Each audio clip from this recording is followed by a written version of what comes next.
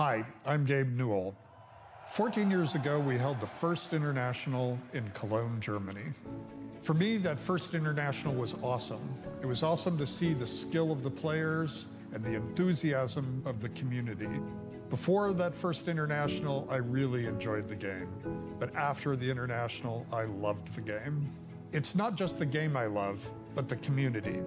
Sure, people talk shit at me in chat, and about once a week, people say, hey, noob, uninstall the game and but that's really about their enthusiasm for the game and the energy that they bring. And that's why, after all these years, I still play Dota every day. Now we're back in Germany once more to cheer and celebrate again. Oh man, wäre das ein Spaß. To all the Dota fans who've been with us from day one, to those of you who've joined us along the way, and to any of you who are tuning in for the first time, welcome to the International.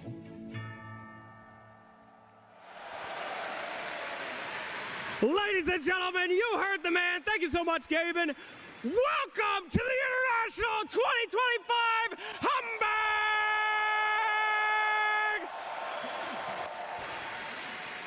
The International started Kena here copyright in kayaknya. Germany in 2011, and in the past 14 years, we have witnessed some of the most iconic moments in esports, and along the way, inscribed 55 different names onto this Aegis. And no matter who wins here, I can guarantee that at least 3 new names are going to be added to the list. Absolutely so, Neil. I mean, nobody could have predicted the teams here today. Literally, none of you guys predicted it. Scientifically proven, not a single one of you bastards. But anyway, it should be one hell of a TI. We're talking 60-minute games, almost every game. We're going to game 3 all the time. Ladies and gentlemen, this is shaping up to be one of the greatest TIs of all time, baby!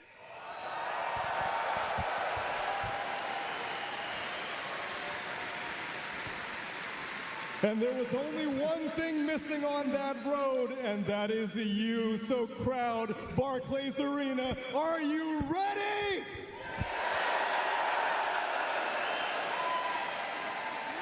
Then let's get the International 14 underway. The biggest question is my panel ready? Are the viewers at home also ready for what's about to unfold? Because now it's official. Nothing like an opening ceremony, a message from Gabe himself to really get the emotions running and the pressure on Winter. Yeah, I mean, the players are just going to feel a lot of the heat, but at the same time, we always tell the players, just play the game, don't think about everything else. You have to block out everything and just focus on your duties in the game. I think you could see it on a lot of their faces, honestly. Like, look at Sumail. Sumail was locked in, dude. There's a crowd of 5,000 people here. He was not looking anywhere. He was in the zone. He was like envisioning the Dota game in front of him. And they went crazy for Nigma Galaxy. Nigma Galaxy and Extreme Gaming. But I also liked the way Ame looked. He was fully focused. Like, I don't think he was just seeing that Aegis, fully focused on it. He wants to lift it. Yeah, I feel like he definitely has to be one of the more locked-in players, right? Because even though all 8 teams are playing today, he's up first, right? I mean, he definitely knows a thing or two going to the last day, you know. So he is definitely going to want to change the story this time. Yeah, and I'm sure that's also why he, was locked in the way that he was. The rest of his team as well, though, also standing up there with him, Jin-Q. You can't look past Jin-Q and how cute he looked up there. You can't. The whole team is so important. But we will talk about Ame because so much of the game is through him. I think there's an understanding of the meta that this team has that other teams in the break needed to look at to see what they're doing. In this meta, you have a lot of heroes that you just can't commit to a fight. There's Silencer, there's Dawnbreaker, there's Dazzle, there's all of these heroes where it's you jump in and they get saved, right? The way that XG takes team fights is they have that vision advantage we talked about with the X-Nova D-warding, and then boom, Ame jumps in on one of these big burst heroes, kills one hero, and then they back off. They play as a complete unit, but in order to do that, in order for them to do those back off plays, he has to be these burst heroes, and I wouldn't be surprised to see other carry players adopting the Ame heroes into their pool. The toughest thing is you're saying the players they've had this time, they should have gone back and looked at what Extreme Gaming were doing. But the thing is they played the least amount of series and one of the least amount of games as well, Lacoste. So where are you even beginning to look at how to break down such a dominant team? You need to shut down Ame. In all 10 games that they did play, they last pick his hero. So this is their win condition. And one of the reasons why Jenkins was talking about that Ame has this explosive game, he's playing these explosive heroes that can go in, can shut down pretty much anyone. The burst, because we're seeing a lot of these longer fights, we're seeing a lot of these longer games as well. Extreme Gaming is a team that is a bit slower on the side. Like, they have 3 games over 60 minutes. They did play that 78-minute game against Falcons, which they did win. They did win all 3 of those games. So a bit of a slower team compared to Tundra, who is a bit of a faster team. I think they're slow because they pick and choose their fights really well. And they always have like multiple ways to win a team fight. It's not just like one condition. It's they give themselves enough conditions that if they get the vision, if they see an opening, that they can actually take it. But that requires like an insane amount of synergy between the players on the team and trust. I mean, on top of that, I don't really feel like it's just them being slow. I think the meta is slower as well. So it's not like they're intentionally trying to play slow. Yeah. Like, the game just feels more natural when you're being more patient, taking the objectives, and you have team fight. You don't really worry so much about, oh, if I lose the lane, I don't have anywhere to go on the map, because the map is just so big right now. I think the map is big, and also let's just like once again, there's a lot of elephants in this in room. the room, that we need yeah. to talk about. When there's like 2 Dominator creeps running around cutting creep waves, like yeah, it takes a while to push towers. There's no creeps taking the backdoor protection off. You have to kill the creep first, then get a creep wave to the tower, then push the tower. This is a 3-step process. It's not exactly easy. I mean, it kind of incentivizes heroes that can kill off the creeps, right? You've been saying to me that that's why Nature's Prophet's good, because you can kind of TP in from anywhere and kill the creep, deal with the problem, without moving too many heroes to one side of the map. Yeah, I completely agree. I mean, you TP globally, like you also mentioned it, that the heroes that can actually kill the creep are carries, and you don't want your carry wasting a very long cooldown TP scroll to go somewhere and kill the creep. So a hero like Nature's Prophet that can just do it for free on a 20-second cooldown, like that's great. And by the way, the creep can't get a Quelling Blade. It can't get out of Sprout, so that's really nice. Another reason that Nature's Prophet is overpowered. There's not enough of those in today's day and age. Well, look, who really knows, right? Sometimes we think something is overpowered, we let it through, we don't actually see the result we expect, and something we can expect, though, is for our series to start very soon. We've already seen our teams out on stage, but now we want to welcome them to the stage. We want to bring them out, put them in those booths, and of course, we're going to start with our very first team, Extreme Gaming.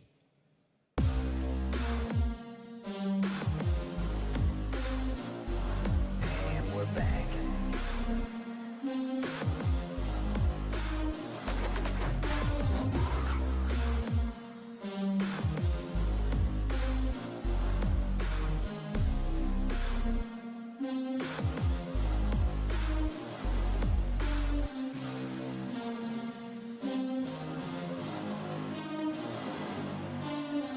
Extreme Gaming. And we're back.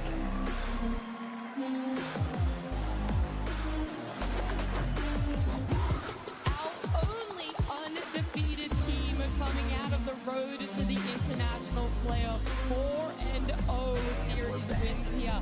The uncrowned king leading his team. The uncrowned king. Man. Well, will they change? Was the 4-day break in their favor or against it? The biggest questions are still up for grabs. And the biggest thing that I really want to know is their opponent also ready to take the stage?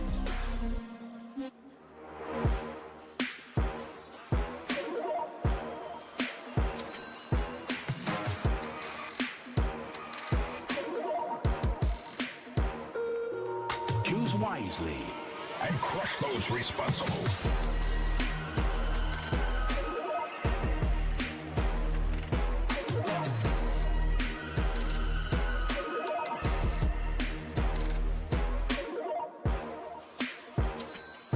Tundra Esports. Choose wisely and crush those responsible. Being moments away of elimination just a couple of days ago, it brings the question, what has changed for them? A massive stand-in for themselves in that position 5, with Kobe now joining this squad, and the sole potential 3-time TI winner there in 33. There's a lot of pressure. There's a lot these players are having to live up to, and so I have to ask my panel here just exactly where we can put our expectations and our predictions for Extreme Gaming up against Tundra. This one is not easy. I feel like Extreme Gaming has shown that they played the best Dota so far this year, but also Tundra, they should not be underestimated. Even though they don't have, you did say that he is the best 5 in the world. Whitemon is not here, but he filled the shoes really well. Toby is playing really good Dota, and you have 33, one of the greatest, if not the greatest mind of Dota that we ever had, because this guy is going to try to break the game. We saw it during TI 2022 when they won it with Tundra, the rate back. Now we're seeing the same thing with potentially this Helm of the Dominator strat that they've been running very successfully with this BZM Invoker that they did win every single game. He builds into Helm, he builds into Drum's Alacrity, then you have another Helm from the offlane, plus potentially a pipe, and they know how to close out the games quickly. If there's any player that I really trust when it comes to like breaking down it's this guy. his own team and like how strong they are in the current meta, it's 33. You know, he has said that they in the past few patches they've kind of struggled to find an identity. And they didn't perform as well as what we just saw on the screen there in their hugely dominant first year. But in this tournament, it looks like they have found an identity. They're picking SK again. They're picking Earthshaker mid. I feel like this team is really successful when they have scaling heroes, when they're able to pick scaling heroes on all of their cores. And it's because they're a bunch of specialty players, right? You have the BZM Invoker that we just talked about. They've got Crystalis on all of his level 30 Dota plus carries. Like, if they can play a meta where all of the roles can scale, then they can pick the best hero in the best position and then give that to the scaling player and then win the game through that way. So I think the meta really favors Tundra right now, and I think they know it as well. Yeah, and if you're comparing the matchups, like XG is a little bit slower than Tundra. I think Tundra is really good at hitting specific timings with their heroes, and using the Helm of Dominator, I think they are probably going to be able to try to stop the game from going too long, where it enters Extreme Gaming's territory, and I think they have a really, really good shot here at doing that in the current meta and how everything is really revolving around the Helm of Dom and the auras right now. Yeah, I think another strength for them as well as we talk about, you know, the fact that Toby's standing in, they just kind of have to find that flow for themselves. It's a little bit of a change up, but this is technically the 5th new player they've had on their roster since last TI, right? There's been a lot of changes, a lot of iterations, and I think a lot of the time that actually favors Tundra quite a lot. It keeps a lot of things fresh for them. I think it's a lot of effort and a lot of stress though on their coach Moon, where we haven't really turned eyes to yet. Yeah, I totally agree. Like, I remember when Duraccio was playing with Tundra, and my first thought was like, how is this going to work? Duraccio's crazy, man. That kid is nuts. Playing with 33, one of the most calm, cool, collected guys. And then seeing them together, it's like the jokes that 33 was making with Duraccio, they're not PG. I can't even say them here, you know? And it's like he switches his personality to make his players comfortable. Like, genuinely, I know we always talk about 33 as like one of the greatest minds of all time, one of the greatest offlaners of all time, but he's also one of the greatest captains of all time, like integrating players into the team. So I think if there's any team that's going to win with the stand-in, it's either Liquid, they're out, or Tundra. What about Extreme Gaming? They have a stand-in too. X-Nova, I think a lot of people are kind of glossing over that right now. He did play with them in their previous tournament, which was a whole month ago, but he was a stand-in there. So right now, we're seeing this team going undefeated winter, and then we're also forgetting that they do have a new player on their roster too. Yeah, I mean, the thing is, X-Nova, he's not like a new guy, you know, for them. They've played together before, and on top of that, I felt like the synergy that he has with Ame is probably better than when Ame was playing with Poloson, because they're both very different players.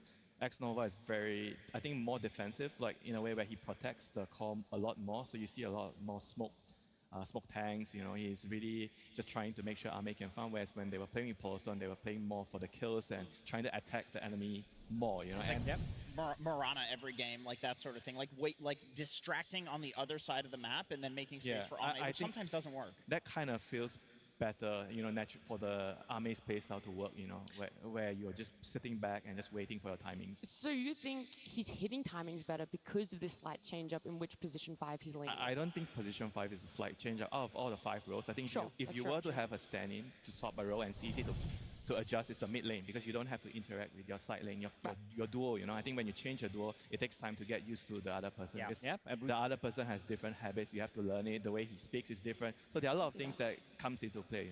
You said that Tundra did change a lot of players throughout the year, but one thing they didn't change is the offlane duo. Like, this is the stable for a good reason, and whenever we talk about the offlane duos, this duo comes to mind to a lot of people because they have been so stable throughout the years as well. Saksa and 33, I don't think it gets better than this. When you're laning against them, this might be the most difficult duo in Dota to lane against, because they will always try to find something, try to break the game. If you're playing into unfavorable matchup, you will find a way how to play it. Exactly. I mean, look at these top 3 offlane combos, right? Like, a lot of these heroes are gimmicky. They will find farm in some way. 33 playing Darkseer, farming stacks, Sand King farming stacks. These are all stack farmers, essentially. And I totally agree. I think the most annoying thing about playing against 33 and Saksa is that even if they have a bad lane, like heroes that are not good at laning together, they still find some way to farm by cutting creep waves, putting a sentry ward in the tier 2 to aggro the first wave of creeps so they get a lane advantage. There's always some sort of trick that they can pull out to get a good lane. Yeah, I mean, not to mention as well, I think for the draft and for the overall strategy, a lot of the plays start on your offlaner, right? If your offlaner gets a really good start, it becomes very easy to play the map because your carry will just gate and gank, the lane's pushing, the Karti's coming in, you take the tower, everything feels natural, right? So I think a lot of the game starts from the offlane, so you have to really have like a foundation of the draft and strategy based on your offlaner. That's why they don't want to change things too much in that regard. Yep, and he's very familiar with building Helm of the Dominator / Overlord. Even on the heroes when it was not popular, he was always playing like these micro heroes, his Visages, his Broodmothers, Lycans, Beastmasters, and I gotta say, I've been very impressed with his Doom as well, because he's building it the Helm of the Dominator as well. And this is the word that we're going to be saying quite a lot, because this is something that is kind of OP right now. It is a bit imba, but you do go for another aura, and then you get an aura, you eat the creep, so you have 2 auras, and then you can get maybe a pipe from the offlaner as well if necessary. I mean, the thing is, you call him an offlaner, but is he an offlaner? He just feels like another carry in the game. Pretty much. Yeah.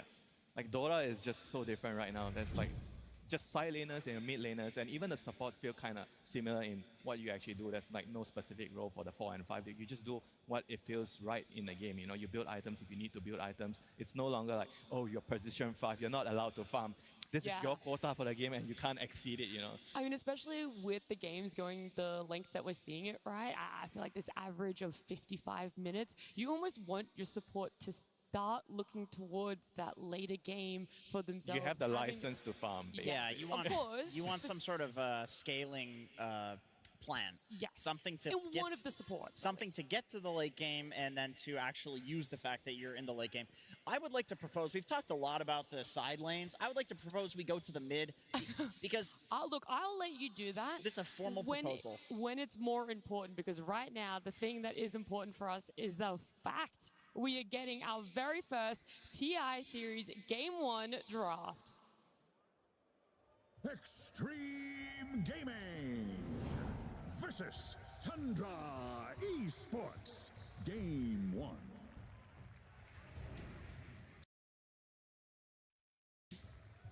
Let's see what these teams have been brewing over the last few days. If we're going to see a shift in what is popular, what works winter, and just exactly if the teams want to start changing up their priority for pick order, where we feel the importance on that is.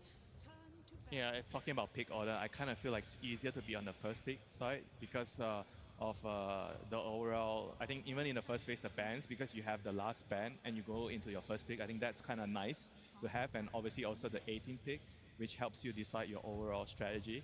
I kind of like to be on the first pick side more, because nowadays teams are really good at banning out heroes that are really good for you. So you rarely see like, oh, that's a really good 24th pick, overall last pick that actually just going to win them the game, And something to touch upon is, you talked about the games going long. You want to have this position 5 that really scales well into the late game. There's this one guy, one hero that is the most picked hero of the tournament, and that's Disruptor. He has the most amazing Aghanim Scepter upgrade in the game, which can turn the whole game around. So that's why we're seeing it being picked so much, because once you get to that timing, you always know that you have some kind of a play that can turn the whole fight around. Oh, there you go. That's the first Helm hero here. Right now, Beastmaster. Very, very oppressive hero if you give him a good lane. This does leave Nature's Prophet in the pool. There's some very strong heroes that are still left in. I mean, you're definitely thinking about Monkey King is also there. the lane, you know. I think you want to give Beastmaster a hard time, you know. When you open up the draft with Beast, you definitely want to at least consider slowing him down for the start so that his aura items come up slower. Is this Beastmaster more straightforward for a team of Extreme Gaming? Because we know others are willing to flex it between that mid or that off lane. Does that archetype also fit to them? Probably not so much, I think, for Extreme. I think to them it's mostly going to be the off lane? Yeah, the off-lane hero. Whereas right now we are seeing this Lycan and Beastmaster. I mean, the story of the tournament, right? All the Helm heroes coming out early and you're going to have to deal with it. I mean, this is definitely going to be one interesting game, you know, So, Battle of the Helms. Both teams have picked the Helm hero. Now both teams need to pick the counter Anti-Helm, to yeah. the Helm hero.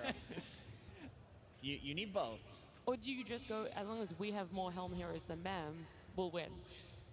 I mean, it's also the supports, right? You see the opening picks and you're definitely thinking what supports works well with Beast, what enables the Beast, and what enables the Lycans, you know, because both sides are probably going to be looking at similar heroes to pick for the laning phase, and this is going to be an interesting one. Like, what do you ban out?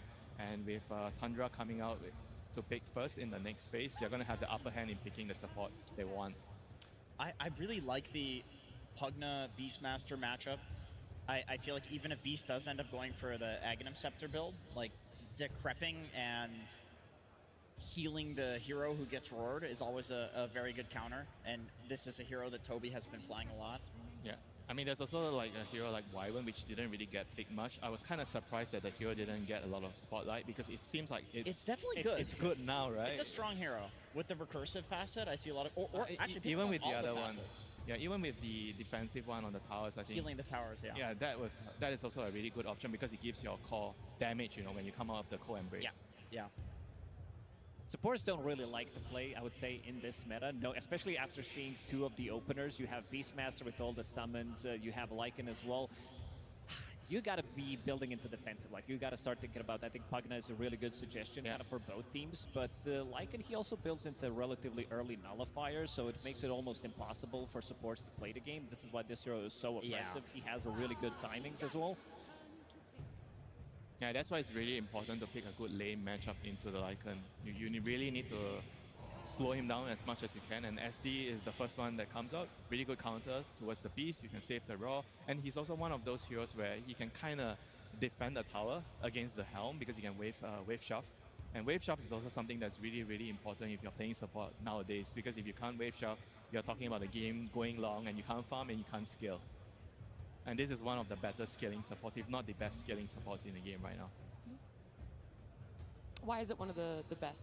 Yeah, because of the Axe and because of the BKB piercing disable. Like, if you're a carry, right, and you see SD, you're like, oh, I can't play Lifestealer, I can't play Ursa, you know, or you can, but it's gonna be very hard. There's the Wyvern. Yeah, there we go. Winter Wyvern here.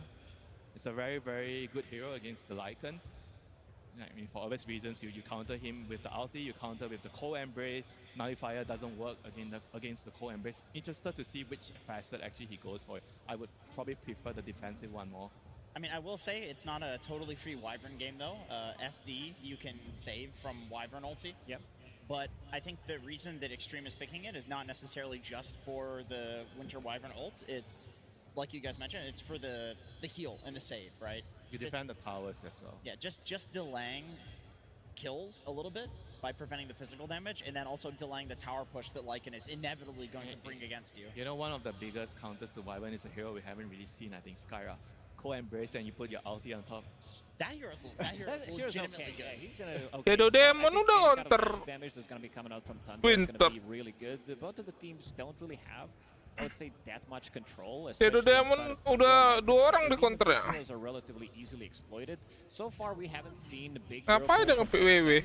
We have seen only 4 heroes with Storm Spirit, Leshrac, Shadow Fiend, and Puck. Puck has been banned, but anything elusive could really work out for them. For now, this Tiny, he can go anywhere. He can go mid. He can go to position 4 lane with the Beastmaster. It's an okay lane. It's not like super strong, but it gives Beastmaster a stun in the lane as well. I do want to go back quickly. So they went to Wyvern for Tang apa the bunda one ngepick that wewe? had been picked so far here. They went for the winterproof facet, which Yeah. is the cold embrace one. Yeah, we the talked about. defensive one. I think it's Yeah. actually kind of better, at least for me, you know, when I play the hero. I feel like it's... Oh, of course you take winterproof. Yeah, haha, of course. And here we go, Storm. This is one of the Storm better heroes against the Spirit. Wyvern because you can find Yeah. him when he's flying around the trees. I think they were also going to get stormed as well. Yeah. XG wanted storm, so Tundra's also picking it to. The 16-17 pick is the most, I think, difficult part of the draft for the second pick because you are already considering what heroes are going to be picked at 18 because 18 is really good for the first pick side, and so you have to be prepared for that. So most of the times, like Andrew said, you try to pick a hero that also blocks their hero. Yeah, and I like if you're picking storm. I like silencer storm when you're picking in a difficult situation like this because all the heroes that get countered or that counter storm get countered by silencer. So like this is usually how teams try to operate in this situation. Like you know that you're going to get the storm countered, right? So you need to pick something which counters those counters. Do you think that's something that's leading into Storm not really having a good win rate right now? It's only sitting at 35% in this tournament. Maybe. I think some teams are good at like picking these heroes and knowing how to play the heroes which counter. Instead, they go for the Warlock, more of like a team fight hero. It's very strong against a Beastmaster in lane. Yeah, Fatal Bonds. Fatal Bonds the more, right? And you can push the wave out. Beast doesn't really like that. It's a really good combination with Lycan. You kind of work really well with each other in the team fights. Lycan runs in, gives you space to drop the rock on, and Troll is one of the better matchups into the Lycan. It's a really good troll game. This hero is undefeated so far. He has won 7 out of 10 games. 7 games, I believe. Yeah. I mean, his only issue here, I think, is the Shadow Demon. Shadow Demon is the one that can actually make it's life... actually 8 games. Yeah, can make life better. very hard for the Troll. But he's going to have to probably rely on his teammates like the Tiny or the Beast to kind of deal with the Shadow Demon. Yeah, I'm going to rely on you guys for this knowledge. This troll, being an Ame hero, is one of the very few times that we do not see an Ame last pick. It is something, even when they've been second pick, they still save him until very last in the draft. 18 is like I feel like the most influential pick in the first pick phase, you know. So To at least in closing my this book, phase- he's already getting the highest priority in the draft right now, even if it's not the 23rd pick. I mean, Troll, Beastmaster, there's a lot of synergy. You come together, you hit Roshan quickly, you have the auras. I think Troll really likes to have aura heroes on the off lane. He kind of thrives in those environments. You play really fast when you hit your timings, and I think the heroes that are good against Troll are not exactly very, very good here. I mean, I'm thinking of maybe like something like Faces Void that's really good late game, but Faces Void has problems. Into Wyvern. Yeah, into the other heroes, you know. So they kind of have a lot of their bases covered here with the first 4 picks. And there's also the Slug, I think, which is kind of like a decent matchup against Troll, but it's not exactly a Slug meta, but it will fit their nighttime draft. You know, you have Slug plus Lycan. I just love that in these like high-level games, you see like Troll picked into SD, which is traditionally considered a counter, but they just have so much confidence that their other heroes can do their jobs and deal with the SD that it's otherwise a very free Troll game. This is why they banned Bloodseeker, very good against Troll, very good also against Pangolier, and they have absolutely secured the team fights here for them. Even against Warlock, like nothing deals with Pango right now. Like there's no BKB piercing disable. What are you gonna rock him for a single second out of his You also roll? don't have the damage. At least you don't have the damage to kill Pango. I mean, there's through only the Rolling Faces Thunder. Void, right? Like with the Dilation or and the Chrono. I don't see anything else that can kind of deal with the role. But then again, their lineup will be very, very slow. Oh, what about some Carry Doom to stop the healing coming through? It's very good against Troll. It is, yeah. But it is also very slow. The only issue there for me is like, you don't do anything against Pango. You doom him when he's rolling, and he just keeps rolling, right? Like, I feel like you're totally happy being a Pango in a game against a Doom. I like the Faces Void, but there's counters. Razor's also there. They picked a Jug. Okay. This is a statement. If we talked about throughout the whole year, one of the more staple heroes for Ame, it has been Jug. He tried to make it work for such a long time, and now they last picked Jug against Ame's Troll Warlord. I mean, I kind of feel like it's gonna be so tough for the Jug though. Like there's Curse, that's raw, and then you have the Rolling Thunder, which you don't really do much to it. I mean, sure you can Omni Slash him, but the thing is, I feel like Jug has a lot of counters already in the game with the Raw and the Wyvern, Co-Embrace, and Curse itself, you know. And against Troll, it's like he doesn't care if you omni-slash him, he just needs to click his R. They have no control. They have like no silences. This Troll, I feel like he's gonna pop off. Extreme Gaming, they have overall better team fight, I would say, with Rolling Thunder, with Winter Wyvern, Troll. They don't have that burst damage that he's gonna be afraid of. Sure, there's some kiting coming up from Shadow Demon, but he can survive long enough because of all these reset mechanics that they do have on Extreme. Yeah, Jenkins, you said even before you saw the last pick of Tundra that Extreme Gaming had secured the team fight. Does the Jug alter that formula for you in any way, or it's still very straightforward? I think that Extreme still has the team fight secured. Yeah. But Tundra now at least has like scaling options in the game. You know, like Juggernaut with Omni Slash, he will full to zero any hero. Like if some heroes are orchided, they will die. So they have play options because whenever you have damage, you always have play options. But I agree, it's not like a free Jug game by any means. Yeah, I think the execution level is definitely higher for Tundra's lineup, whereas for XG is, I think, pretty straightforward with their heroes. You get some auras, you have Dagger on your Wyvern, you group together, your Troll's hitting a tower, everyone's behind him, it's straightforward, right? Whereas for Tundra, they're going to have to juke and jive, you have to use the Storm, find the Wyvern, you have to farm your items on Jug, and like, it's not a straightforward game for them. Yeah.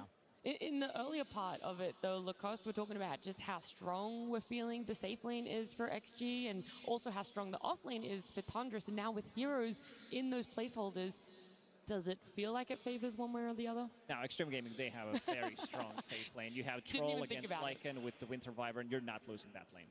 Okay, at all. Anything else that you guys want to put out there before we get to know some more information from the coach? I will say I think Jug's generally like an underrated hero. I was seeing it in pro-level pubs up until TI, so I feel like some players just have a read that it's a really good hero and people are not valuing it high enough. Okay. And Winter? I think Jug is going to... Wait, did we see what facet the Winter Wyvern went? No, but I think Jug is not going to do much this game, so I'm not going to agree with Andrew here. Okay, alrighty. We've heard it all that we can from our panel right now, but we're going to get some more words from one of our coaches with Tsunami. Thank you very much. Yes, I am joined by Xiaowei, coach of Extreme, and Helen will be helping me translate. It is the first game of TI 14 here on the main stage, and more than a game, I'm quite interested in your hair. Ame's got lavender hair, X-Nova's got blonde hair, you've got red hair. What's the story behind this? 本次比赛主舞台第一场比赛，我们更关注的是你们的发色很有趣。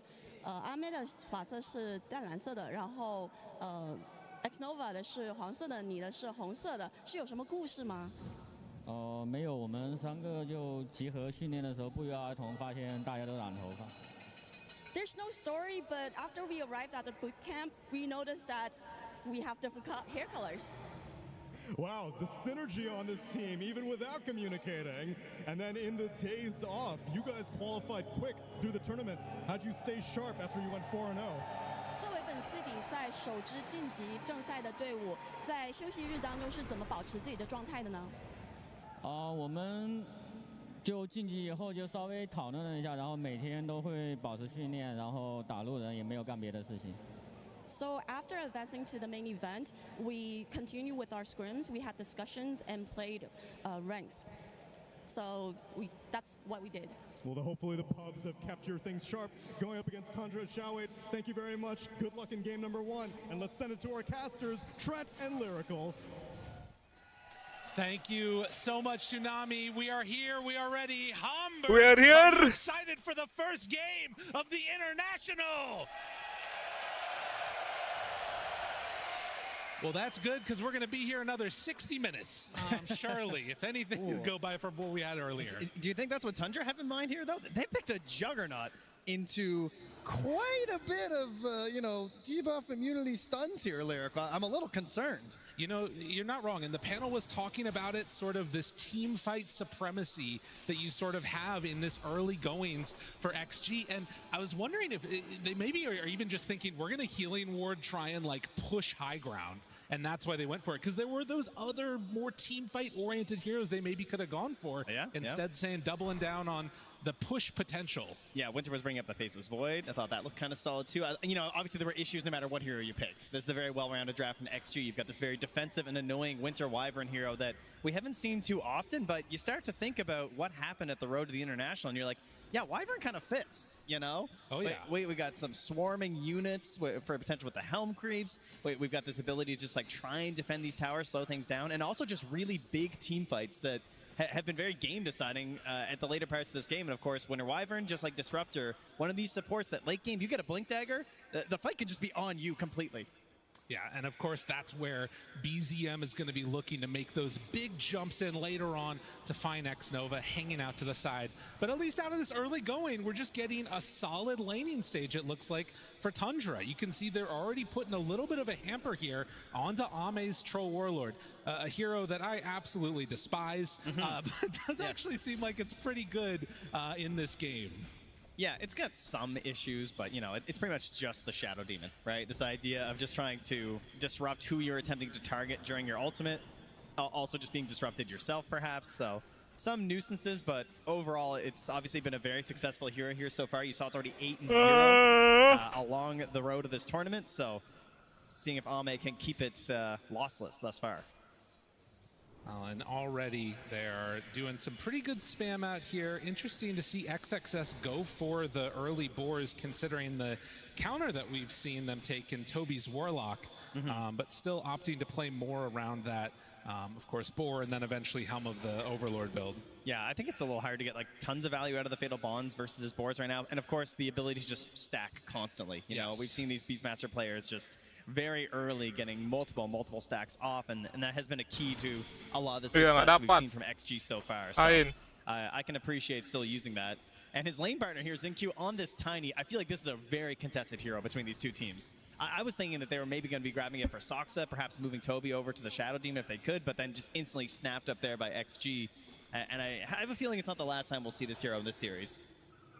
Well, after the early stages here of this lane, you can see across the board Tundra just getting a little bit of the better of it, and Ame might get a 4th stack here of the poison. Do they want to stick around for a 5th? If Soxa hits this would be huge. Instead goes over to Xnova, stacks him up again, gets it on the boat. Oh man, satu lagi padahal. Very low there. Yeah, some big value happening here. Has to be past a Tango, and does have a salve coming on. The Courier Chrysalis now spinning away up top here onto Xingqiu. Charns realizes this is not going to work. Toby low. Oh, gets the root, a few more hits, but Toby, he manages to survive. All right, big ward value there. He just last hit a bird that was going. I have not seen that before on a jug. That was pretty cool.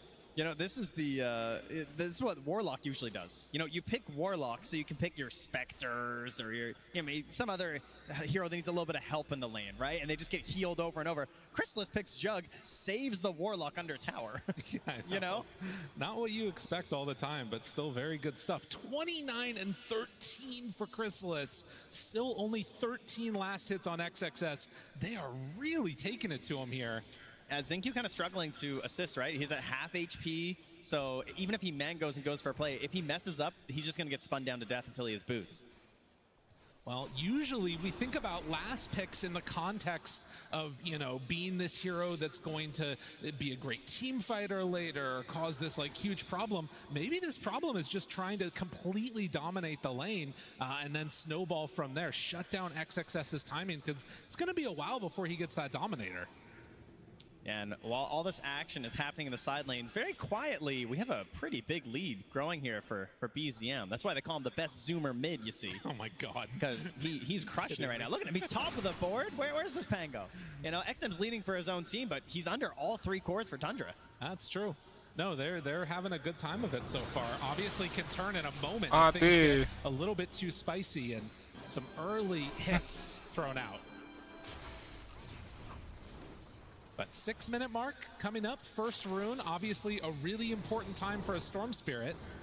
And they're getting set up, should be able to secure the top one. Tiny's there too. And it's gonna be an invis gotten by XM. Never mind. All right, back he goes. But if there's a rune you're gonna miss as a Storm, invis, that's a pretty good one. Yeah, it's, we'll take it here. Of course, that is gonna be a major focus, as it always is, for any sort of a Spirit mid. So as we get close to the 7-minute mark, we'll see if anybody Gak ada decides pas to Wir. make the movement over for Wisdom. It does appear like Udah Shadow mau 7 Demon is menit. going over to try and sneak one, or maybe Ini go adalah for a pas kill blok nah. on XXS. Tapi nggak ada spin. He's just a little bit. Oh, and Pango rotating also. Yeah. They really need this play right now. The invis, they see one, don't spot XM though, and now Rolly back and forth finds two. Ais, kenapa nggak fokus ke Jagger? Ayah. Shut down any extra XM. their way, and Ngapain diteruskan? Udah di. That's a lot of time spent here from the mid, unfortunately. Big effort, and you know, I'm looking at XXS. He's lowest of the cores, and he doesn't have anything to fall back on right now. Yeah. There are no stacks made for him at this moment. And even if there were some, like, they're obviously getting very aggressive right now. As you can see, Tundra, BZM's coming in here, he's like, where are the stacks, man? Like, I'm trying to steal a double or a triple here, and there's just nothing for me to grab. Yeah, that is interesting. I mean, they already put some good pressure on after the big rotations over to this side of the map. XG are able to keep their tier 1 tower alive. But you can see kind of the idea that Tundra's going for here. They want to shut this down before XG really come online. 33. It's kind of there's this idea of trying to shut down Ame, right? And make sure, because Ame has been the game winner in a lot of these drafts that they've gone for. He is the big condition to get the W at the end of it. But we're not seeing that pressure on him, right? They've kind of just left the lane because they're worried about potential kills. Instead, they're putting all this focus on XXS to try and just slow down any sort of an engine that's going to give that time to Ame. Rather than focusing him, shutting him down, get rid of the playmakers themselves in this XXS Beastmaster. And then naturally, he's going to lose the rest of his map as things go on. That makes a lot of sense. Well, 8 minutes, another rune taken away from the Storm. That one was a shield rune. So should have a decent chance of getting a kill rune after the fact. Toby takes over at mid and wants to, obviously, won't be getting that many more points in his Grimoire since it is still 0-0 at 8.5 minutes. Ah, yes. To be expected, it would seem. Yeah. I mean, that has been the narrative, right? There's this idea of, like, XG are crushing the late game. They're doing so well whenever they go late. They are playing for the late all the time. Can Tundra come in and just punch him in the face, get rid of that plan, attack them super quickly? You see this immediate 3-3 Lycan, and you're thinking, oh, yeah, here we go. So far, we're not there, but it's all coming together, you know? That's right. X-Nova still hanging out. Saksa 9 menit nggak ada first blood. Anjirin lah first blood nah. An eventual kill as the banishment is there. Does have a TP away. Any way to break that? Yes. Saksa. Fuck. Gonna draw first blood. Oh, I see some red flashing in the crowd here. Everyone immediately checking for their Crimson Witnesses. That's right. Oh, speaking of flashing in the crowd, it's National Alert Day here in Germany, Lyrical. That's right. So in a couple of minutes, there might be a loud sound. Do not be alarmed. It's only an alert. You don't need to run away. It's going to be fine. You got like 2 minutes until that's going to go off. So maybe there will be a hype fight happening at the same time. Check your phones. It might go a little wild. Just so you know. Thanks. Shout out to everyone warning us about that in the community. That was good. So 1 kill so far as we get towards that 10-minute mark. And at least for now, no big rotations after that one that went up top. Could look for another rune here. BZM is going to go down bottom. Pango almost done with the Diffusal Blade, and that is a haste rune. Bottled up for BZM. That's what you want to see if you're a Tundra fan. Ooh, but he goes right into a ward here, so obviously going to be spotted. Plants a very sneaky one there. BZM helping out the fantasy gamers there as he plants a ward. Chrysalis gonna come and contest these immovable objects. Is that what we're calling the Helm Creeps? Yeah, I think so at this point. As 33 sent one through also. So Helm on Helm action. It's what everyone here came for, you know? Heroes are so yesterday, you know. Anjir, 10 menit masih satu kill. Ngantuk anjir. On the Troll Warlord, if he can get to a good time, I mean. Likewise, Chrysalis trying to make his way there too. Yeah, at the top of the board right now. Chrysalis, you know, a lot of his signature heroes were still in this pool. I didn't know what we were going to get. A late ban on the Bloodseeker, but to go for the Jug, you know, this is New Age Chrysalis. He didn't force a Razor. Because like, it's tempting in some ways, but it also has some disastrous counters there. But that hasn't stopped him in the past, you know? He's usually very willing to force his very specific heroes. But wants this Jug this time. An interesting moment there. And now, as we are scooting forward, it looks like they're still just trying to get Toby level 6. I mean, they cut down one of the towers on bottom. I kind of feel like there might be a moment where they could go for another push towards mid potentially. We'll see. They could indeed, my friend. They could indeed. Trent's just happy that he got a Crimson. What? Unbelievable. What? No, I'm not. BZM takes Ame down. I thought it was the alert happening and it was the Crimson. That's not my fault. I was trying to be a good member of production. That's right. BZM working his way down it. There, I hear them ringing out now, actually, across the arena. That's a lovely sound. Yeah, it's nice. There we go. Hopefully not in the booths as well. Thank you, everyone, for dealing with that. Is this real that he's going for the Holy Locket on Storm Spirit? Well, all right. We're juicing it up here. That's a lot of energy, you know? That's crazy. What an interesting decision. With a Soul Ring as well. Yeah. Just fully committed. You know what? If nobody's casting spells, you need to make your own charges. That's right. So Holy Locket Storm, let's go. Could also be like some pretty cool, like, you know, late game saves. So this has been attempted before. Okay. But the problem is you don't do anything. Right. Right? That is the issue. It's because, like, you're not going Orchid. So it's not some, like, super aggressive build. You're not going Witchblade to boost your damage. It's kind of like it helps in fights, but it also sort of helps passively, right? It's good attributes. You're just farming it up a little bit. I'm curious to see how it fits. Maybe it's because he wants to be like this heavy initiating role. And so he wants to make sure he has lots of zips to go in, to get back out, and open up these fights for 3-3 to dominate. I think that's the plan here. Dude, a Cold Embrace. I mean, this is what you basically have to do, though, I think, because it's going to be too tough otherwise. So you've got the Cold Embrace ability to keep these towers alive, and they are desperately going to need it, because I think Tundra is just going to start grouping now. Yeah, it looks like they're indeed hitting their timing. There certainly has been an impressive recovery here from XXS, I do have to say, with the help of these Helm creeps. He is back right now, so he does have some capabilities as they move in for this fight, but he's going for that Ags next. Yeah. So there's a lot of sunk gold right now that's just giving him some stats, but until he gets that Ag in him, he hasn't really upgraded that much. Oh, and the potential here, they're smoked up.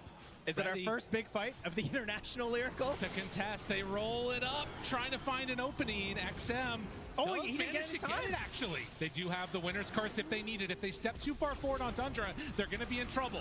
Cold Embrace onto Xingqiu, keeping him alive for only a moment. Oh, he's going in. Still hanging on to this. The winner's curse is ready, but the roll through on XM.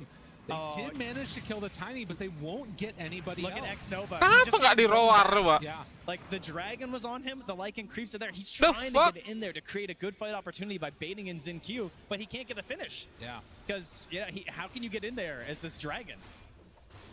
Sorry, Wyvern. Smoke. Wyvern. There you go. Sorry. Sorry, but there's particulars out there. That's a crazy one. I mean, yeah, and like going for these arcane boots first, you obviously understand you want that, but like some extra mobility, this is the thing that this hero struggles with a lot in this game. But another tier 1 tower taken. That's 3 of them down, and still stacks are being built. Yeah, this is, of course, the specialty of Shadow Demon. Very easy to do multiple camp stacks. And he's even going to get back to his own wisdom here. So, very happy Soxa right now. Can see top net worth still being held by the Jug, and oh my god, not a camp stack. That's what I'm saying. Like, I've been watching across, it's like, where it doesn't exist. Wow. I mean, I guess if they know they're going to be giving up a lot of the map early, stacking camps just like I actually think they would have lost their stacked camps. Yeah. Had they stacked near their ancients, I do think BZM would have just simply stolen them. Interesting. I mean, I guess with the Jug pick, they kind of knew it was coming. It was going to be this early pushing, and so they're like, we're just going to give up the areas where we need to make sure that they fight for the runes, though. Ame getting jumped on now. Do they have enough to bring down the Troll? Zipping in, chasing for more. X-Nova nearby. Does still have that Cold Embrace waiting. Turns, pops the ulti. He's got to pop it. Ketiga lah, supaya nggak jalan dia. Free from this. It's still not completely safe for anjing lah. Oh, that hurts. Wow. That's a really painful death because he's into a dangerous road coming up here soon. We have an Orchid being built by 3-3. He wants to create this opportunity where they can target the troll, throw the Orchid on him, and then he has no choice. Like, right? He has to build into this Manta to escape from that, to have the opportunity to go into his ultimate while being targeted by a Storm and a Juggernaut. The late game team fight from XG is very good, but I'm starting to have some doubts on if they're going to be able to get there. There are those other couple of big items that are coming up, for instance, the Beastmaster and the Pango in terms of these Aghanim Scepters, but that Orchid, it creates some problems for Troll that nobody else can really solve. Yeah, he's got to do it himself. And BZM's about to have his Witchblade, so he's gotten his little Holy Locket to help him out here, but he's going to have a little bit of damage to help out here. So they can actually go for these finishes. And then it's time to just start making moves with the Golem. I'm sure that will be the plan here from Tundra and XG. It's kind of a matter of like, how much can you get before this pressure comes in? There is a very important item coming. We're gonna have the Aghanim Scepter done here for XXS. So now, he is now a hero. He's garnered something else to assist. But, you know, a lot of the value of the Aghanims outside of taking objectives comes down to how the fight plays out. Mati lagi. Try and blow him up. He's already used his Avalanche, and Zincu, is he going to pop to that? Cold Embrace comes in. Meanwhile, they just dropped a Golem onto XXS. He turns and starts beating it down. The Golem being used actually makes this scary for Tundra. Yeah, I think what happened is he was worried about BZM, because BZM was kind of getting wrapped on a little bit. Oh no, Ame. Forced to pop it again. He's fully trapped in by the Lycan here. Nowhere left to go. When the dog walks you. Oh no, Ame in trouble. And in spite of the butterfly, it's going to be a second death for Ame. Kalah 10 kill anjir. Although he's dying, this is what you get with the Ags. They scan it though. They know immediately, but no Golem. No Golem, no ability to get here. I mean, BZM, he has no TP, he has no mana anyway. He does have a great healing mati apa. But you know, it is slow. They're zipping. They're thinking about it.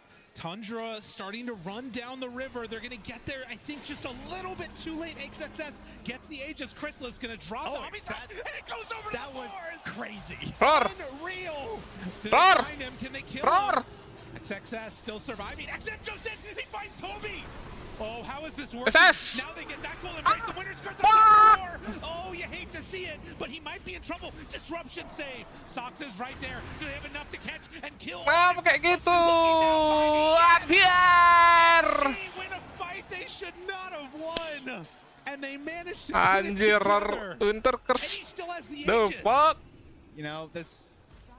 I feel like this fits what's been happening. Masih aman 10 killnya ya. 3-4, 3-4. It feels like taking risks almost never 10 works out kill right now. Extreme Gaming. Oh, it was a risk for Tundra to go in and fight that. Exactly. Gas. Omni Slash was just so dangerous. Yeah. Obviously, it's the vision issue, right? He doesn't know. He can't see that those creeps are still in there, so he's just like, he thought he had something there. But I'm sure versus the Okay, Winter position, nice. He was thinking like, oh, I'll get the spin down, but he doesn't want to chase XXS there. He gets pulled back, and even though some of the spells didn't quite sync up the way you'd hoped, it still went pretty well for XG. Unbelievable. He was close to the spin here too, but I mean, he's just surrounded at this point. Ame's coming back up. And this Ayo, 10 kill, 10 even though kill. it's not in the favor of XG at this point, because that really does put a damper on this ability to keep on pushing for Tundra. It's bought time. That's the most important part of it, for sure. That was the Aegis that I think you're supposed to get from Tundra and, start walking down tier 2 towers. Yeah. Now, I mean, I'm not sure what the game plan is. I mean, that is definitely a wipe all 3 tier 2 towers Aegis. I think without a doubt, they're all gone if you get that. So now they are able to just regroup, focus up, grab the Tormentor. So that'll go over to skill Toby. 3. Skill 3-nya belum ada. Finishes Blink Dagger on this Tiny, which obviously opens up a whole new avenue in how to defend these objectives and take these team fights. Well, next up for XXS is going to be a Lotus, which can make a really big difference when playing against a Juggernaut, as well as several of these other heroes. But looking to the 21-minute Wisdom, and I think that XG are going to try and sneak away the Dyers. Radiant scanning right now, seeing that they're not over by theirs, at least for the moment. They do love to give these to Ame. No, yeah, they're backing out. So they're not going to go and try and contest. Yeah, When they saw that nobody was at theirs. Yeah, they're hoping to just give Ame theirs and focus in there, but not able to get there in time. So that's going to go to Soxa again. Control Orchid. As he hits level 12, Ame the second part mantap. of this demonic purge.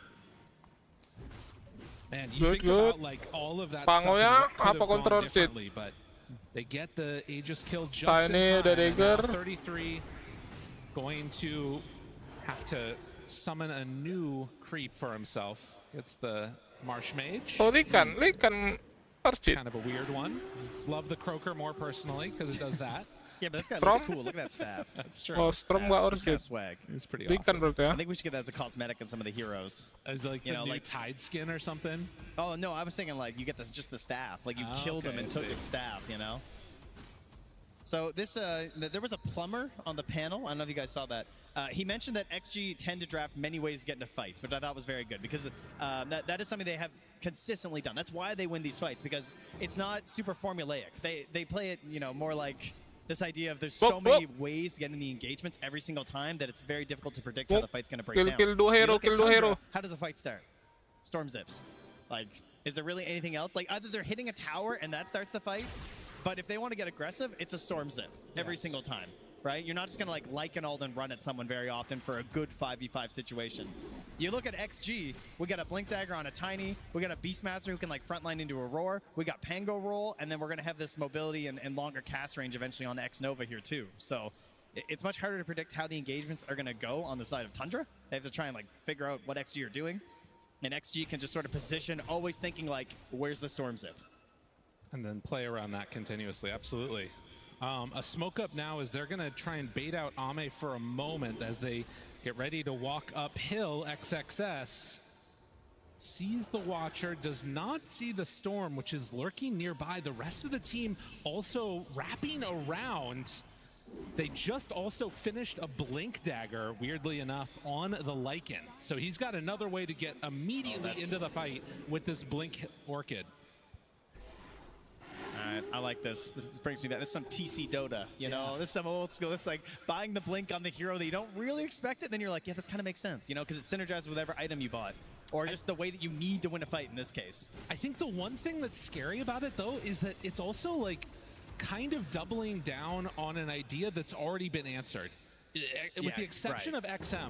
Because he has a Manta. Troll has a Manta, Beastmaster finished a Lotus, and now Pango, I mean, he doesn't have a way to deal with it yet. So that's something to watch for. You could also potentially see maybe a jump line, a jump at the back line of X Nova, and that could be a really good answer. If he's able to spot out that Wyvern, then you could jump him with the Lycan. Yeah. Yeah, this Lotus could be really nice, too, especially if Storm zips in without BK being first. Oh, you know, suddenly you're just yeeted. That's true. But you can see Tundra, they are not comfortable with trying to make any big moves at this point. And actually, Chrysalis is starting to get a bit more farmed. I believe that's the full butterfly, or close to it at least, coming on out. No, still waiting for the talisman. Okay. Yeah, he's shifting around that inventory a little bit. But XXS getting a little aggressive here, almost runs into Toby, but Toby walks it off. And not willing to commit much. And I mean, this is, again, all into the favor of XG right now. I'm at least feeling like them going into the later stages will start to feel better, but Tundra have a couple scary windows when they can keep this push going, particularly if they manage to get the next Roche. Yeah, and you heard the panel talking about like scaling supports. That Shadow Demon, great. You know, heading into the late game, you're always gonna have this opportunity to just ruin the way that they want to go into a fight. As we do start one here. Jump in, Zincu, avalanche toss. They drop the golem. Roll through onto 3. It's pretty good, and Chrysalis tries to spin it up, and now realizing that's not going to work so well. They are all grouped together. Sabar, 5 sabar. heroes of Tundra. Where's X Nova? He just, you know, kind of scary. They just don't have a great way to make this function. Again, that's the jump in from BZM, but what's the follow-up? Now immediately starting to drop huge amounts of damage out. Oh shit. Saksa, key play. Need to find more. Can they get it? Ame is low. Ame is Ah, dead. fuck lah. Tundra. They've outlasted so Kena far with bit. that healing ward. And do you want to chase into Curse though? XSS stands. Needs to be careful. There it is, the winner's curse connection onto 33. Do they have enough damage to kill him off? Not quite, but he does fall. Omni slash onto the Beast Master, and then hits over to the side. XM trying to play cleanup. Yes. He gets down Soxa. Maybe a chance here for him to bring down the rest of these heroes. Stun. He needs a few more hits. Stun. He gets the triple though, and then the turd finds the double on Chrysalis. Too much sustain. Oh, focusing down, getting Ame at the beginning there. They lose it on so much of their damage on the side of XG. And they just hold out. They don't allow too good of a curse. You know, it was good targeting the fact that they're able to get down 3-3. Kena bit terus anjir. He does go down, unable to save his ally, but then there's that cleanup from BZM. That's going to put him up to 12 galvanized charges now. Oh, man. As they're going to get some revenge here and grab a Roche for themselves. I mean, this was nuts. How many heals did Toby throw out? Look how close Ame is when he pops his ulti here. Oh, yeah. Like, that was crazy. Then the silence comes. Yes. Like, that was wild. And we are seeing the problem of the XG draft right now. Not a great way for them to find those backline supports. They're just free casting. It's also, we're talking about like these abilities they have in these big team fights, but they're not synchronizing, right? Like the Pango roll happens, it ends, then Tundra start their fight. And also, you know, a full Omni Slash coming out was pretty huge too. Oh yeah. GG on all of those heroes, and you can see here the cleanup. I like Toby. Yeah. Just standing here throwing at his right clicks. Every little bit helps. A 7K lead now here for Tundra. Of course, we have seen that gold leads mean pretty much nothing this tournament. Plenty of comebacks have happened. But it's more than just gold. You know, they have this Aegis. They have this ability to push waves pretty safely. They're going to start trying to contain XG. And now try and march down these tier 2 towers that they were hoping to get a little bit earlier in this game, I imagine. I gotta say, Ame is just exploding in a couple of these fights, though. He's gotta get some more stuff going for himself. It's coming. The BKB is only 100 gold away. And a disruption into push is what it looks like we're going to be seeing. Soxa sends out the illusions. And in the meantime, the goal for XG is what it's continued to be. Farm, farm, farm. Find a pick when you can. As MKB is going to be the next bet for Ame. And another Blink Dagger, this time for the Jug.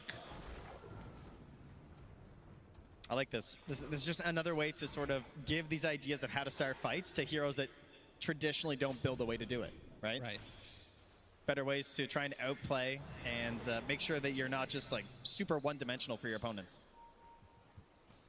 Ame might show for a second here on this wave, but is very far back, recognizing the danger that could be coming his way. Well, is he? Do they know? Okay, sees the poison, and Soxa gets the banish. He went back over. Okay, no, they're not close enough, though, that it's going to matter. Tumblr's toy's crazy. Yeah. Jump in. They see that Ame's not there, and now they feel like they can go. An immediate GG box, kill 10 kill Tundra. That lack of dispel. Fuck, just bitch. deadly still for that Pangolier as X Nova and ZinQ both going to TP out. Manages to escape. Hide and seek. That's the game that XG are playing. Toby lurking nearby Ame here. Ame, of course, no chance at an MKB as he didn't finish that BKB. So in the 1v1 versus Chrysalis, he's going to have a bit of a rough time right now. But Toby decides there is no play here. He's going to let Ame go. Now managed to kill his courier. Close to a blink as well here on Soxa. That's going to be another massive change in these engagements.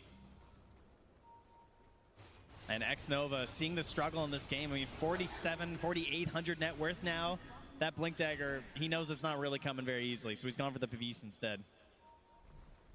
More ways to try and keep his team alive. Has a smoke up with 3.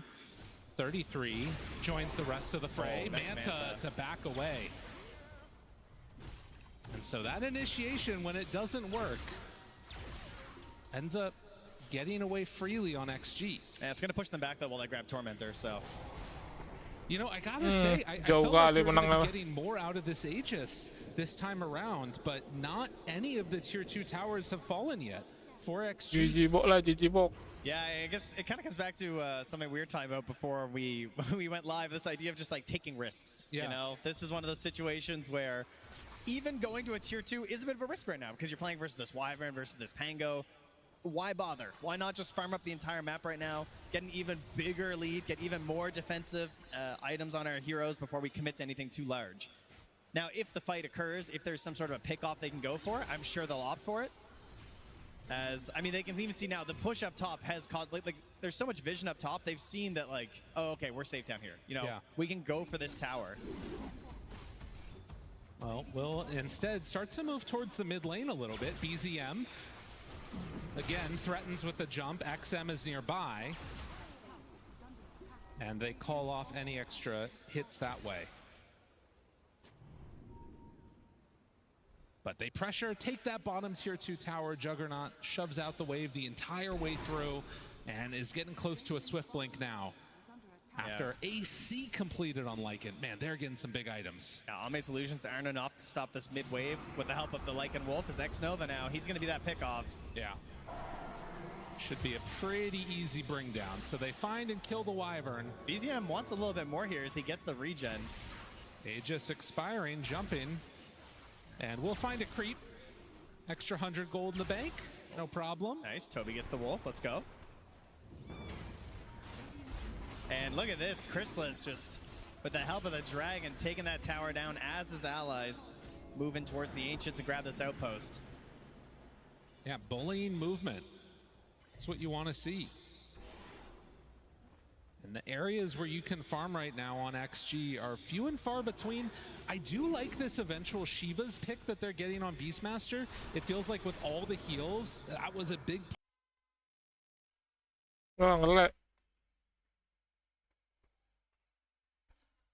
part of that sustained live that happened for Tundra last time around. Yep.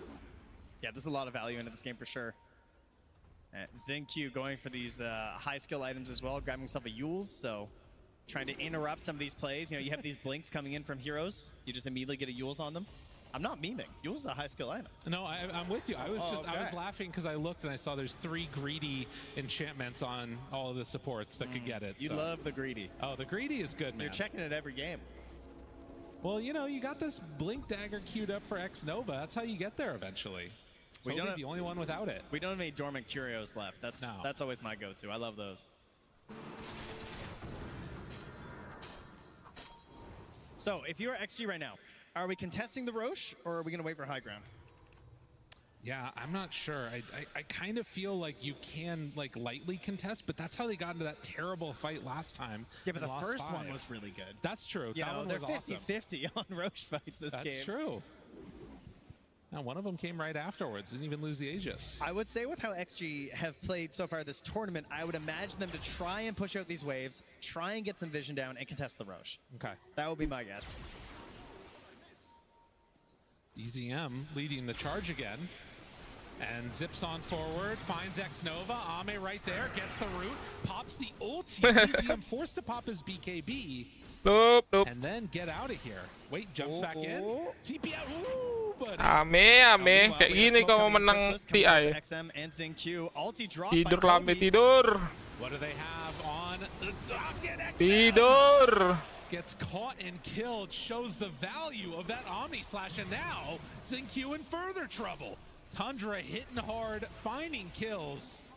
BZM wants to join the party here as an arcane rune, so he's okay with burning a little bit. Just to get up with his allies. This amplified damage rune annihilated that Pango, and now it is coming for your towers.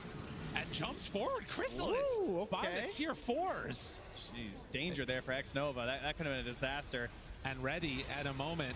They throw out the Splinter Blast. Do also have another Cold Embrace, so these towers are going to live a little bit longer. They also have Shiva's done now for the Beastmaster. Tier 3 tower down, jump in, finds one, Ame there, roar on the Shadow Demon. It's a good target to get. Do they have enough for the kill? No! Saksa lives through it. X-Nova bought back, he's coming. Chrysalis going, hunting, ethereal mode. A couple more hits is all they need. They got to take down that Shadow Demon. He's in further trouble with Chrysalis just walking away. BCS on X-Nova. Going, but do they have enough damage? Needs a few more avatars, yes! XinQ gets him! And X-Nova lives! He might be able to do a bit. I mean, BZM is inside the base still while the rest of XG is cleaning up. Can they take down any more? Toby is gonna fall, but the hold happens. Oh, X-Nova surviving long enough to get the curse off to delay BZM. Gives so much room for XG to go out there, and now the third Roche has spawned. It was almost an instant spawn. And Jug is not here. Do they realize, though? Are they going to go and check? Oh, man, that was a huge moment. You got summons. Surely you're going to go. Soxa did scout already. He also knows it's up. He threw poison in there. They have buyback. I kind of feel like you have to go for something here. But also, it was Tundra that got the last Roche. So they're not going to get a roar. And so I think they just get this in time. I mean, Soxa sees it, but they're on the other side of the map. They cannot get here in time. No, there's no way. Oh, third Roche going the way of XG. That is an Aegis. That is a refresher, and that is some cheese to the team that mere seconds ago was losing a mid lane of racks. And it was only the range racks that went down. Oh man, this is gonna get a little spicy here in a second. I'm starting to feel it. It did cost a buyback from the Wyvern, but well worth it considering what they were able to get out of it. Oh yeah, 100%. Ashiva's now claimed for BZM, still an 11K gold lead, but signs of life for XG. And you think about how that push started too, right? It was an amplified damage rune on a Jug who managed to get the ulti onto the Pango. You can't really be sure this stuff's gonna happen again. Oh yeah. And where are we gonna go now as Tundra? Because again, they are really far ahead. The gold lead is into their favor. You're getting these big items, but they're playing now into an Aegis. I mean, I do feel like they've shown that they have what it takes to sort of team fight with XG in the late game. But do they want to try and just sort of delay out longer? Is there a point where they sort of run out of steam a bit here? Tough to know. Yeah, these are the questions. But right now, you can see the confidence is back a little bit here as they move outside. There is a great Ob Sentry combo inside their base right now, so there is some good vision here for Tundra. Maybe they can take advantage of that to try and find themselves a good play, but for now, they don't really see a whole lot of what's going on. They're trying to just keep pushing in this bottom lane, using the creeps, but XXS is back to defend. You could see there, too, a Ghost Scepter picked up for the Pango, understanding the danger in this game. Of course, with Soxa in it, you've also got the Demonic Purge that can come out, and then you're just done. Yeah. Oh, Ame decides to go for Satanic after the MKB. Yeah, he's got himself double Dispel here, so very helpful.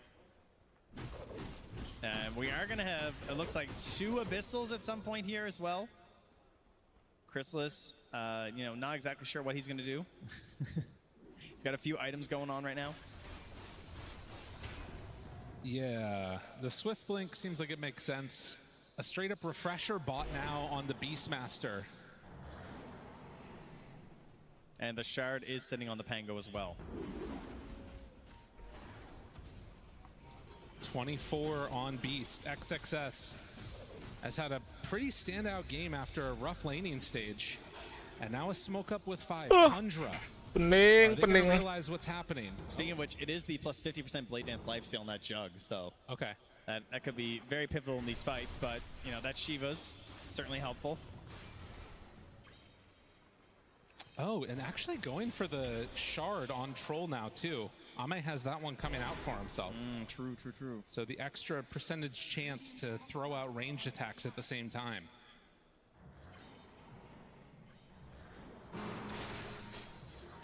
Nullifier for XM. It's going to be the next call, but as has been the case so far in this game, the big save is that guy, Soxa, and does not care about the Nullifier. Well, he does have an A on disc, That's so true. He might care a little bit. He'll care about that when he's saving other people. He doesn't care.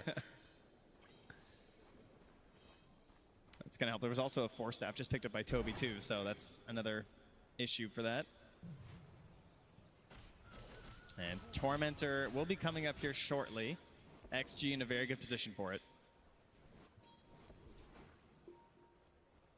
Yeah, they're even calling out the Lotus pools. I think, are they trying to get enough for a block of cheese? Roar mid.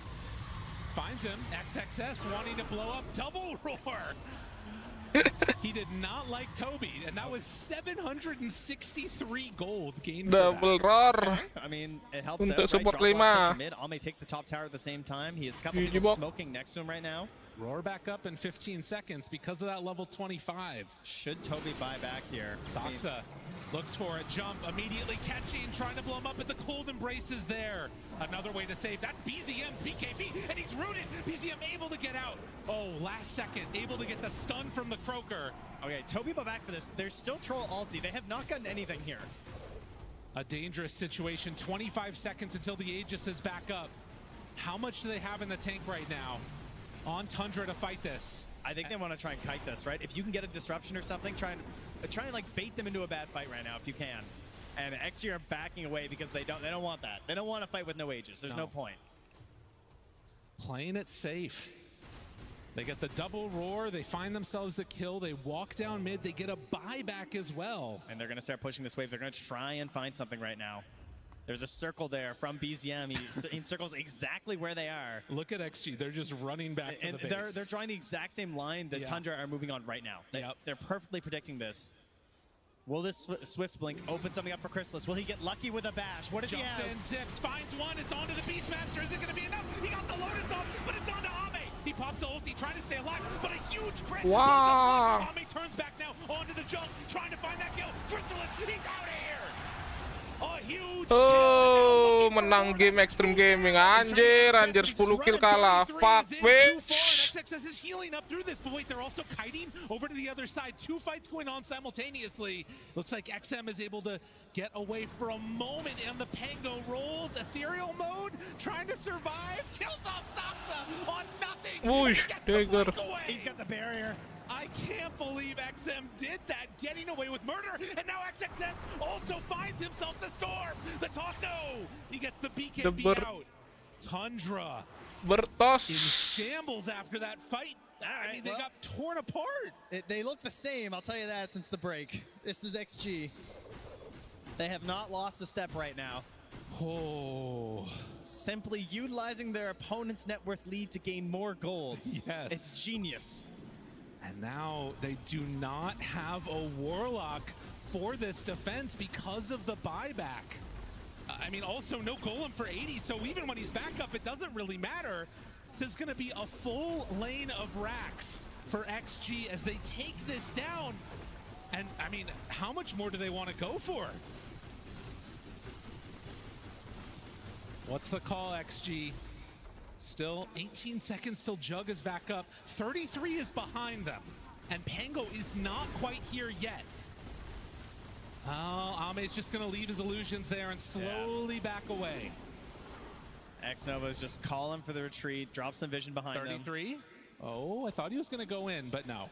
He is sending in his creep and finds XM. You could see Dota plus win probability still in favor of Tundra somehow. But it's starting to swing, I think. I mean, if they eventually win a fight, it'll be great. Yes. Just so far, they consistently have not been able to do that. Yeah, Ame is picking up the lion's share of this gold, so just immediately buys himself bots too. And buys out for it. So he will have buyback in, you know, a couple of creep camps, but if the fight happens before then, that could be a problem. And they're still staying on the aggressive here, going in behind the creep wave, thinking, hey, they come on out, but, I mean, they have Ops and Sentry in this area, so they're pretty sure it's empty. Hoping that someone's smoking through, they can catch them off guard, perhaps. As Saksa is lurking in behind, grabbing these waves right now, trying to delay things once more. Do whatever they can to stop the push that they know might be coming back their way. And the other thing now, too, is that with bots 2 online, Ame has the buyback TP in play to potentially just end it if the fight looks good. That is true. They have so much split push potential on Tundra, though. It's very annoying. Like, we got the multiple wolves now for the Lycan. He got the +2 at 25. So he's sending them out right now. He's got his Helm of the Overlord creep. You got a Storm Spirit who's zipping around. And have we gotten a good catch for this Storm yet? Not like, really, we don't no. have Scythe, really. The best thing that we've seen is Troll Roots. And Saksa tries to blink away, TP out. Do they find him? Oh, he's sneaky, sneaky Saksa. Yeah, he was here for so long, too. X-Nova will find his ward, though. Figuring, okay, if this guy's been here for that long, he definitely dropped some visions. So, good eye on that one. But again, you bring all those people over, what are Tundra doing? Shoving out all of those lanes. They've got one in, pushed very far on bottom. They Chrysalis shows on the wave, so does Ame. Underneath some sentries, but no great He's vision. going in. Now they find him. There it is, immediately popping away with that Aeon disc. Ame is hitting onto these creeps, but off to the side, it's BZM that was able to blow up X-Nova. That's a buyback. Roar now, connection. Done. Do they have enough to bring down Tiny. BZM? BZM zips away. Second roll now coming from XM. We're still holding Omni Slash. There's still a bunch of team fight that can come out here from Tundra. Dude, he can't get out. The fuck? 33 gets fully rooted. Just locked down, no way out. Bought back on X-Nova to secure the Roche pit. They're still chasing though. They're not happy with just Roche. Ready for a moment, toss away Chrysalis, but the Omni Slash waits for a target and gets it there. It's on to Ame. Is it enough for the finish though? No. Ame hits, now immediately away as Satanic's back up. They even passed the cheese over to him. But they need to back out now on XG. They might be a bit too far forward. Even without 33, it's a dangerous time to stick around. And they know too, right? There's no worries here. Go back, get another Aegis, cheese, refresher shard. And Tundra, what can you do? The roar is there. They know it's going to be dropping quick. Tundra. We always knew that this could have been an option. There's still a curse right now. There's no Omni Slash. Think about a zip. BZM not going in yet. The roar is there. Finds him. Chrysalis disruption. Saving his life. Roche falling low. Not dead yet. Waiting. Jumping. BZM, no. They curse right at the end. Great play by X-Nova. And that stops this battle in its tracks. Rooted. BZM manages to get the zip out, but gets caught by XM. And then able to zip away. Extreme Gaming. But the damage has been done. XG, China is back, baby. Great patience there from X-Nova to hold out on that curse there. Make sure there wasn't going to be a zip-in steal, because he definitely had the moment. But it was taken away by X-Nova. And these buybacks have been very clutch from him, not diebacking after, and just helping to secure these objectives. And there's also an Amplify damage rune here, it looks like, in the river, too.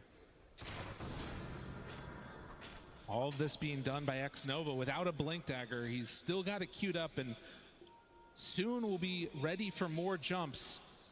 But again, this constant question comes back up. Do you want to try and walk high ground, threaten high ground? Or maybe you just kill them right when they come to mid lane? Oh, that one hurts. I mean, this is the road to Scythe right now for BZM, and this is going to cost it for him. Like, this will be a buyback. Surely they're going to push right now. Dead Storm Spirit, 2 cheese, an Aegis, a Refresher Shard. They are coming high ground right now. BZM, you got to do something to stop this. They're calling for a wraparound. Chrysalis is trying to get an angle for an insane Omni Slash. He's decided this is the play for them right now. You've got to do something. You need anything you can get. Fatal Bonds can also go crazy here if they can get the right opening, the right initiation. But after they get the entire racks, they just back out. Now underneath vision, Ame moves over, takes away the ward, and that stops it. They don't want to go in, like, if they haven't bought back already. Yeah. You know, they're just going to sack the racks instead, knowing they have a tier 2 bottom. So they will hold that. They're going to give BZM his opportunity for perhaps another buyback after, just in case this push comes bottom lane for the Megas. Very fortunate for Tundra that they had not lost that bottom tier 2 tower yet. You can see Dota Plus, in spite of the dominant position, they feel like it's still just 50-50. And to be honest, you win one fight with this Tundra lineup at this stage of the game, they could run down lanes. It's a possibility, but it's feeling harder and harder for it to function. Can they kill Ame twice, though? I mean, once is hard enough. Oh, Vlad's as well. That's a GG Vlad's right there from ZinQ. Oh, yeah, he knows. Flying that out. He just wants a little last item, squeeze out every bit of juice he's got left. He's got no buyback anyway, so he wants to give his team an aura to go high ground. You know, and we talked about it. Do you take the risk as XG to go high ground? You got double cheese, you got Aegis for 2 minutes. They're still not willing to. This is a patient team. They have waited years to get back into this situation to be playing at TI. They can wait another 10 minutes. Also more fantasy points. True enough. Condolences to those that didn't lock in yet. But we are ready to keep that pressure on. And for Tundra, got to find some wraparound, some way to break the status quo. This is the kind of game, too, that if you lose this as Tundra, like, it hurts. Because it feels like you've been controlling a lot of this game, right? You've always had the kill lead. A lot of the game, you've had the gold lead. And and yet you just couldn't quite sync things up the way that you were hoping for with this lineup. Well, and it was, you know, one specific moment of going for that Roche fight that really started the turn, and then it was like everything else after that also starting to fall apart bit by bit. A disruption onto Ame. XM immediately ready to cover his carry. Yeah, I really foolishly believed this wasn't going to happen. I was like, this game won't go long. Nah, one way or another, I think it'll be a quick one. You know, there's a lot of people that weren't quite sure also if, you know, this team was going to be able to maintain that level of play going into, you know, the international itself playing. But when the games go late, China somehow always seems to be able to pull out these amazing comebacks. Yeah, I think for me watching XG and Tidebound, it has definitely looked like it's just this surplus of tools that they have as we get to this late game. Because they're just so good at breaking down these team fights, and it's like they've already thought about all these different permutations, and they have these ideas and these combos they want to use, and all of this together, there must be like some just very strong, either just insight that they already have, or communication of just how these fights can happen and all the different tools we have to make them go our own way, right? So they hold on to this high ground there, Chrysalis. You know, this is the one downside too when you're playing Battle Fury heroes that don't have a helm also. It means you have to like show on a wave and then you might die. Otherwise you can just send down creeps. It's fine. It is crazy that we have heroes that buy Battle Fury and helm. I just want, the fact that you had to point that out is insanity. One of them got banned, you know? It was the I know. So still floating a lot of gold at this point. BZM opting, of course, like you talk about, for the Hex instead of something like an Aghanim Scepter. XM is getting close here. That we're very, very concentrated down here. A jump for a moment. Finds him. Now the Golem to try and turn it. 33 right on top as well. Do they have enough damage to take him down? Yes! BZM gone again, and the winner's curse, and the Wolf has been leashed. Let me guess, rooted? Rooted forever. Ame, double kill. Takes them both down. Can they find more? The TP away looks, but not quite able to break that one. Roar. Menang ekstrim bah. They take down another 3 clutch kills, and the buyback from BZM, it was not able to get back into this fight. You know, I'm starting to think that this Troll Warlord hero might be a problem in the late game. Because it would appear there's nothing you can do when you're just constantly being rooted and dying. You're not wrong. It's kind of crazy how that functions. Chrysalis, he's looking for a snipe. This is a dangerous play. I mean, you got to do something, right? Oh, he didn't go for it. Wanted to save the Omni Slash. It was close to an explosion. But the Nullifier, oh, he can't get up to the higher round. Toby is going to be caught and killed. And now the silence onto the Troll does not matter. Still manages to kill the Golem. They buy back on 33. XG wanting to close out this game here. They're thinking about it. Sans Aegis, they move in. Now the pull back. There's the buyback on all the heroes. Do they have anything else left in the tank? That's dead Soxa. Chrysalis tries to back away, still has Omni Slash when he comes out of this. Ame still alive. Hitting onto towers. 33 ready to jump. Do they have anything else left in the tank? They find him. He's out of the game. XM, come back. No, that's the wrong way. XM somehow stuck out of the Warm up dia loh, Yes, they do. Ame now gets to the side, trying to find a route, can't quite get it, but the roar is there. Immediately it's dispelled off the end of it, but it won't matter. Chrysalis still to die. BZM, the last one left alive. They buy back on Jug. He needs a little bit more time before he can get Omni Slash back up. 5 seconds, but in that time, your racks are gone. They have Megas. You know, XM taking the theme a little bit too seriously, heading into outer space there, but it didn't matter because he got the very important leading stun on 3-3, which gave the roots over to Ame and secured the kill. One last chance to dance for the Juggernaut. Can he get in there and make an Omni Slash happen to stop this push? It does not look like it as they step themselves forward. There's the connection. Immediately, he goes away. He dodges it completely. GG is called. XG, they win game number 1. Oh my god. They were down. But they were not out. XG continuing to show this beautiful defense that they have in these games. They didn't have stacks early. They were falling behind on net worth, but they gave the space and the time to Ame. And once again, he comes through in the clutch. His team sets him up so well for success, and he's just getting there for them. He's converting that into wins. Unreal performance from XG. And for that man right there, you got to come up with some new answers. What went wrong in the draft? What could they have done better? We'll find out in game number 2 as we head back to the panel. Yeah, I'm definitely going to be asking those questions here because this early game was a little bit more Tundra favored than we were really expecting, Lacoste. We thought that it was going to be extreme gaming from those lanes, definitely into team fights. As the game progressed, we saw those team fights, but early on, it was just a different story. Yeah, they did much better in the lanes than we kind of expected them to do, especially this bottom lane with the Lycan and Shadow Demon. I think Saksa did a very good job making sure that Lycan is getting the farm. He's the one getting the first blood as well. It's a bit of a slower game as we kind of expected as well, seeing that the Extreme Gaming, they have a lot of slow entries to the game, and Tundra, they needed to really try to close out the game relatively early on, and that's exactly what they tried to do, but a couple of mistakes were made. Yeah, and I think XG capitalized so well on these mistakes. Like, up until this point in the tournament, this is what they've done, where you can see that they've isolated, like, what is the way that we're going to win the team fight, which was somebody deal with Saksa. And then Troll, Ame, can go completely ham on everybody else. He counters all of the cores of Tundra, and it's like the one time that they were able to pull that off, the game goes completely in their direction. And up until that point, it was legitimately, they were just biding their time. They were just waiting.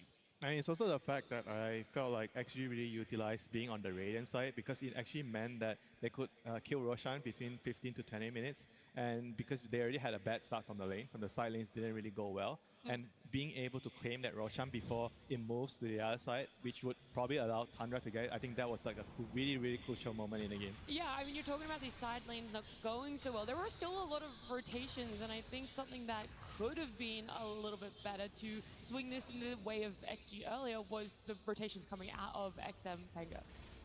Yeah, I mean, the first 2 rotations weren't really successful. This is the second one.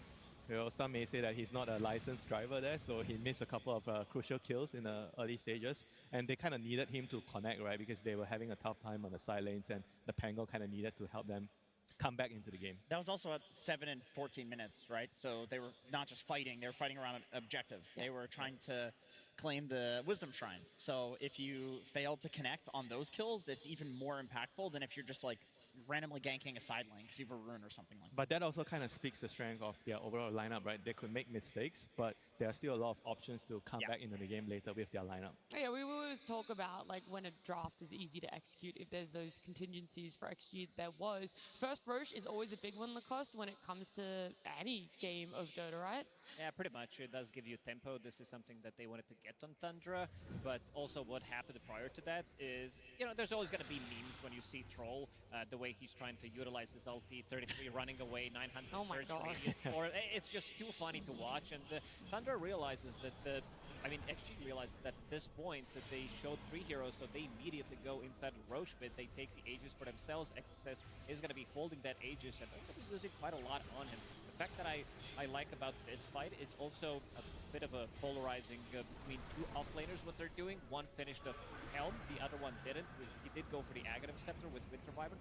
It does allow him to get the sustain in this fight, because there's a lot of sustain overall on the side of Extreme Gaming. It does allow them to get the fight, and another good roll from XM to be able to finish off these 2 heroes. I like the build from XXS, to be honest, because I feel like they understood on XG that all they needed to do was bide their time and go late game. And late game Beastmaster, he's not about the Helm Bomb too. Like, he's about even the Aghanim Scepter, this just kind of healing you. It's really about like Refresher, double BKB, double Roar, and we saw how much impact it was having in the team fight. So just if you have faith that you can get there, then I feel like the build makes sense. And that was where they wanted to win the game, because they had Troll versus a bunch of very good matchups for Troll.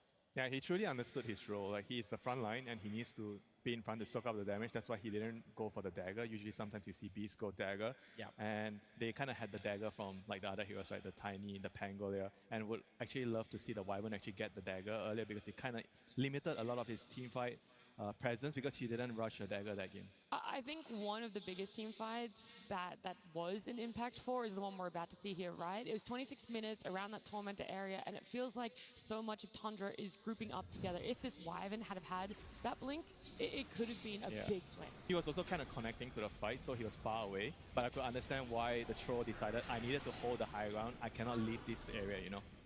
Yeah. But at the same time, if the Wyvern would have had a dagger, it would mean that this fight was going to be so easy because he could have easily gotten at least a two-man curse here, saved the troll, and maybe the team fight would just end right there. You can see in this fight, this is what happens when SD is not the primary focus, is you have Ame ults, and the person that he ults gets imprisoned, and he gets kited, and then he dies. And this was the name of the game. It was if they kill Soxa on XG, they win the fight. If they don't kill Soxa or deal with him, they don't win the fight. That one was a double whammy as well because Beast Roar was used on that target, and Shadow Demon is just sitting there with enough range to be like, all I have to do is look at where this Roar is going out, Lacoste. That's my target. That's my teammate that I have to focus on saving. Pretty much, but Shadow Demon, they focused Shadow Demon throughout the whole game for the pretty much last 25-30 minutes because they realized, even though he had a couple of defensive items, Ether Lens, he was having Ghost Scepter as well, and Disc on top of that, but you have heroes with the Blink Dagger, and as soon as they got Nullifier on Pangolier, this whole thing kind of changed because they can initiate on top of him, get him to maybe even put him in a position where he's using the defensive disruption on himself, and then your Juggernaut's just straight up going to die because you're playing into Curse, you're playing into Troll. This is not the matchup that you want to be fighting 1v1. Yeah, it felt like the Jug was in that unstoppable, unkillable sort of area. I'm sure he felt it too on Chrysalis. We saw him going a little bit deep on that high ground push. This was one of the moments that we could have seen Tundra just close it out. Extreme Gaming wanted that late game. They were biting for it. It ended up paying off for them with such a good high ground defense. If this crumbled the Jenkins, who knows how it could have gone.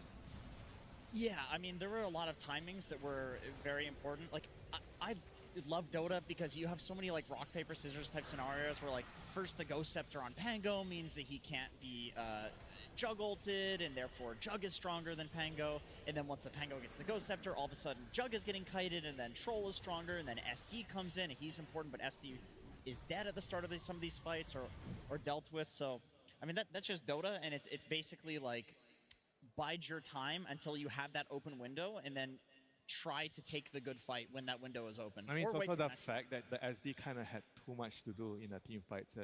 Eventually, yeah, eventually. It was and when you look at the XG lineup, they had, I think, equally distributed responsibilities among the other heroes, the Curse, the Embrace, the Raw, you know, they needed to go on SD with the Beast, and someone else has another duty, but whereas the SD had to watch so many things. It's a lot of pressure. There's a lot of pressure to deal with.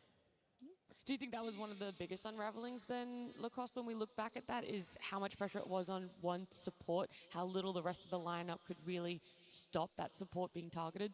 They try to end the game relatively early on side of Tundra. You saw this 23-minute Blink Dagger on Lycan with the Orchid as well, because he's playing into Winter Wyvern, so you want to have something to get on top of him and try to kill him before he can get the defensive item he did. But this is not your traditional itemization on Lycan, because you want to be building into maybe your Shard, maybe AC, your Auras, but it was way too difficult for them to take the fight. But once they get the items, Extreme Gaming, they managed to stabilize. Yeah, this to me was the crucial fight for Extreme Gaming, and you mentioned the items, Lacoste. The reflected Omni Slash there, Jing Q used the Lotus Orb.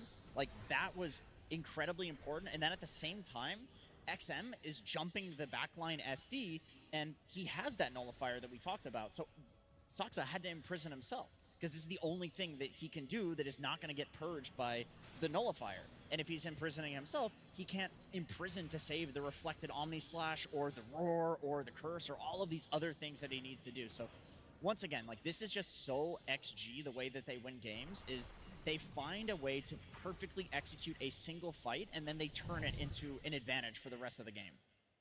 Yeah, that's what makes them a really, really tough opponent right now. It's either you beat them really hard in the lane, and then you have to also be able to execute in a team fight, which actually kind of happened this game. Tundra won the lanes, but they couldn't really, I think, control the first Roshan, which was really, really crucial. And that kind of, I think, gave Extreme Gaming the time that they needed to get back into the game. How would you deal? Well, actually, let's talk about our standout player, because he's on our screen, right? XXS here on that Beastmaster Jenkins. You're just like, there's no one else. I don't know. Pengo's kind of in there for discussion. XM did so well. He's definitely in there. I mean, when you have a comeback like this, you pretty much have to shout out every player. Like we saw Xingqiu had the Lotus Orb play in the most recent fight that we watched. But XXS, I feel like he had a lot of pressure on his shoulders. Like he had the double roar. He had to go on the right targets. He picked up every Aegis. So they're saying, okay, you're going to carry the game. He was top of net worth the entire game as well. He was going for a scaling build. I would give it to XF because he found a new spot to be stuck in. I didn't even know that was possible. That's an ending fight where they're basically fighting 4v5. Imagine winning a game where you get stuck, and I'm sure when he pressed W, he's like, okay, now I'm gonna get out. He just gets even more stuck. Yeah, that shows how much better their lineup is late game because they won it basically 4v5 at that point. He didn't really do much apart. I think he had one stun on one hero initially, then he did nothing after that. I wonder if anyone else out there has ever experienced being stuck in that situation before. Oh no, Pango players, they find a new spot every They do find time. it, yeah. Yeah, they find all of the nooks and crannies there. We're also going to be looking, though, at some deeper details about this meta forming, just exactly how teams have adapted, because our biggest question mark has always been around this Helm of the Dom. What are people going to be doing within the next few days to counteract it, right? And for us, Purge, well, he knows exactly what these players are thinking about this item. Thank you, Nat. Yes, the Helm of the Dominator is the item of the tournament so far, and how teams react to it at this point is really crucial to whether or not they win the tournament. And Tundra, being the Helm of the Dominator team, is certainly trying to solve this problem. But ultimately, it starts in the laning stage. They pick this very strong double heal safe lane, the Juggernaut, as well as the Warlock, allows them to pump so many heals in and then later get an advantage with their ranged heroes. So that basically results in a really fast, a slower Helm of the Dominator for the Beastmaster, but a faster Helm of the Dominator for the Lycan at 7 minutes and 40 seconds. And on the other side of the map, Beastmaster is still working towards his at 8 minutes. So this basically means your timing goes faster. 3-3 was able to use his Helm of the Dominator to kill the enemy tier 1, and because he got his so early, after killing it, he ends up bringing his creep all the way to the safe lane so that he can then defend against their opponent's one that ended up coming later. So this is going to delay the gold advantage that the XG got with their Helm of the Dominator while compounding their advantage. They even rotated those 3 heroes to slow things down. They did eventually give up on it, but the amount of minutes extra that it took for XG to take this tower over Tundra gave them a nice gold advantage and more map control. In the meantime, they were getting things done. The Helm of the Overlord, the stronger Helm of the Dominator here, ends up being finished at 12.5 minutes, which is very fast. They get a stronger creep in this one, the old Black Dragon, and then they're going to use that to pressure the map. So this laning stage that they drafted towards, to make sure that they had a better early game and a faster Helm of the Dominator, they countered their opponent's Helm of the Dominator moves, and then they used their bigger timing to end up pressuring mid towers as well. But what was on the other hand is that XG picked the heroes they did, knowing that they were going to have worse lanes because they would have better heroes for some of these solutions. They first glyph this tower, and then they bring the Winter Wyvern over. He grabbed a really weird facet, actually, that almost nobody takes, that does allow you shield buildings. That would allow them to counteract this push that Tundra is doing. So both teams are on top of this Helm of the Dominator meta. They both have solutions to try to deal with those early pushes, and we'll see how this keeps cascading throughout the tournament, because this game, it was not good enough for Tundra. Thank you so much, Pudge. And we got more of that insight, just exactly what's happening, that people are willing to just sort of sacrifice their Helm of the Dominator creep to stop the pushes of the other Helm of the Dominator creep. Meta is evolving, but meta is evolving also with the itemization. We saw a very interesting build coming out from BZM. This is not your traditional build by any means, because he was building into Holy Locket as his item with the Soul Ring. So this gives you quite a, I would say, infinite mana, because when you check the numbers, it is 255 mana with 17 charges on this Holy Locket, slightly over 2 minutes that you get it from, plus the Soul Ring, plus the charges that you get from potentially fighting. So it is very interesting. This is the first time seeing it. Maybe somebody else did it before, but we can see some new stuff, new tech coming out, and this is very, very interesting. Tinggal batin poker, jadi dungu. Just for the Storm, not anything related to his matchup in the mid lane per se. I think it's any hero that builds into Sanjin Kaya also enjoys it, because that's going to amplify it as well. Like you'll see Ember will also go for a Holy Lock. I think BZM is the one who first started doing that as well. I think it's just a good item, and especially in this meta where like there's a lot of early pressure from the Helm Doms, like you have to have sustain to get into the side lanes and like actually be active. It didn't end up working out, but the idea is there. Yeah, I mean the stats are just very nice for a core hero. I think I've been seeing a lot more core heroes buy the item nowadays, so we might see a shift. Like it's no longer a support item, it's just like a very good early fighting item for cores. Also, Winter, did you enjoy Purge pointing out the facet that Winter Wyvern took. I mean, it's always, I think... he said unconventional was his wording. I mean, he said it's unconventional. It definitely is according to stats, but I think in a lot of, at least the games I played before I came here, I've seen a couple of players already starting to do it because it's just good against the helm. It's really nice for your core because it gives you damage, and I think it's just much more reliable overall compared to the recursive facet. Because pro players, they're not going to just clump up and let you get like an Imba curse, and kill everybody. Sure, yeah, the other facet is more for when you're playing at home and you want to go for the highlight reel on stream, That's a Jenkins move. Absolutely. I mean, there's like aggressive and defensive, and sometimes people go for some aggressive plays when you just don't need to, right? You have teams that do it all, or players that do it already. I'm interested to see just what sort of aggression both of these teams are going to be bringing for a Game 2 draft. XG were very willing to have the lanes lost a little bit. They were willing to bide their time. For Tundra, they wanted that aggression in the first game. They really wanted to close it out. Now you've got to put it back a little bit where you go, what exactly is actually going to work here? Because we couldn't even do the early game close out against Extreme Gaming. It's such a tough one because it was working for Tundra. Yeah. Like what they wanted to do was happening, and they still lost. So I guess a lot is going to fall into Moon, like breaking down what actually went wrong in that game and how to fix it. I see Tundra as the type of team to not completely change their draft and say, okay, we won't do this. Oh, yeah. That's one that was definitely not on the draft because they executed pretty much perfectly first 15, 20 minutes. That Roche fight should have maybe happened because it was also a good play from Extreme Gaming, realizing what needs to be done, taking away Roshan from a team that is 5k goal ahead, which wants to put more pressure. But Tundra, seeing how they played out first 15 minutes, it was pretty much flawless, understanding what the holes in Extreme Gaming's draft are. And Extreme Gaming, they are a team that we seen it so many times where they just put themselves in a position where they are 5k goal down 10-15 minutes into the game. It feels like they really want to be pushing the limits, see if they can make a comeback, and this is one of the better comeback teams in Dota. Yeah, I mean, something else to add to that, right? It's not just about the draft. I think which side you're on actually matters a lot, because if you're playing the way Tundra is playing in the first game, you want to be aggressive, you want to secure the lanes. Being on the Radiant side, like I mentioned, the 15 to 20 minute Roshan, that is actually super crucial for you. Yeah. You do well in the lanes, you get Roshan, then you can snowball a lot stronger, So I think being on the Radiant side actually matters a lot for how they are playing if they want to keep everything the same. I totally agree. I think if you were to look back at this game in retrospect, Moon is definitely going to call out the Roche play. It's very interesting though, because the trade is a kill on Ame, right? But it's not worth it. But it's actually not worth it. That's the thing. But you can understand why players of this caliber are going to take such a bait because, Troll is the counter to their lineup. You know that this is what XG wants to win the late game with, but you also need the Roshan to go high ground. So all of the fights should be around this objective, whether or not you're killing Ame. Yeah, to sort of close out this game one, though, and before we move on, I want to ask about a Troll. It's now been picked 9 times in the International, and the road to the International, and it's still at a 100% win rate. So how are you taking late games fights against a hero like this? So apparently click R win game right now. that's what it feels like, Winter. Yeah, is there a solution? I mean, it's not just the troll. I think it's the other stuff as well that's going on in the game. I think maybe the environment right now is really good for Troll to succeed in the game with the helm, creating pressure. Because Troll is not exactly like a super greedy carry. He comes online quick, he hits your buildings, he stands there, and you have those auras on top of him. I think I already mentioned in the previous draft that Troll loves auras around him. Okay. Well, a previous draft, our previous game, that's already been done and dusted. And right now, we get to look forward to a Game 2 draft.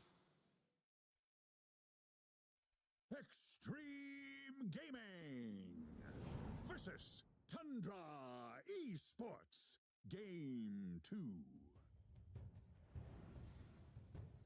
That's right, in this best of 3, Extreme Gaming already won a game up. It's not elimination, but you definitely want to give yourself the best fighting chance here, Lacoste. You want to stay in this upper bracket, and you want to learn more. You want to be able to find a solution to this team, but also what's working for yourself. So for the game number 2 draft, the bans, any big change-ups, that beast is not going to be getting let through by any means if Extreme Gaming has... Yeah, for a good reason. He played an extremely good game, really loved the itemization. The big one for me is removing Mars, because they have a lot of success at Mars. I believe he is sitting at 75% win rate on the hero, which does allow them... I think the big reason why Mars is also popular because of the team fight, they are going for both of the facets, but also not necessarily rushing the Blink Dagger. Like you're getting Yule Scepter, you're getting your Lotus Orb before that. that, and then maybe you're getting a Blink Dagger. This is kind of a new trend. It gives you everything, and this is the fan favorite, the Earthshaker. Maybe we're going to be seeing some Ogre, but yeah, seeing him use that Enchant Totem, it's always a pleasure to see him on a big stage. One of the most overpowered heroes of the patch, too. It feels like every year at TI, it always comes back. But right now, it's not really about the big Echo Slams. I mean, you do see them, but it's more about the Shard and the fact that you can one-shot creep waves with the Kaya and Yasha. The Shadow push. Yeah, it's so hard to push into an Earthshaker fissure. It also feels a lot of the times that this Echo is dealing so much damage. Yeah, way too much. It feels like you can one-shot heroes pretty much in a single creep wave, even with level 1 Echo Slam. And it's also a flex hero. Like, we've seen quite a lot of offlane Earthshakers as well. You're pretty much building into the same items, doing it slower than from the mid lane, but also if you pair him up from the offlane with a position 4 hero, with a range position 4 that can get to the triangle and get those stacks going, so you can use the first Echo Salami to be able to kill those creeps, that's still going to give you one thing to really focus as well on the Earthshaker, right? You mentioned the Echo, but it's the Echo on the Ancients as well, right? Yeah. You have to be really thinking about that first Echo in the game where he gets his dagger. So are you going to be able to contest it with your lineup?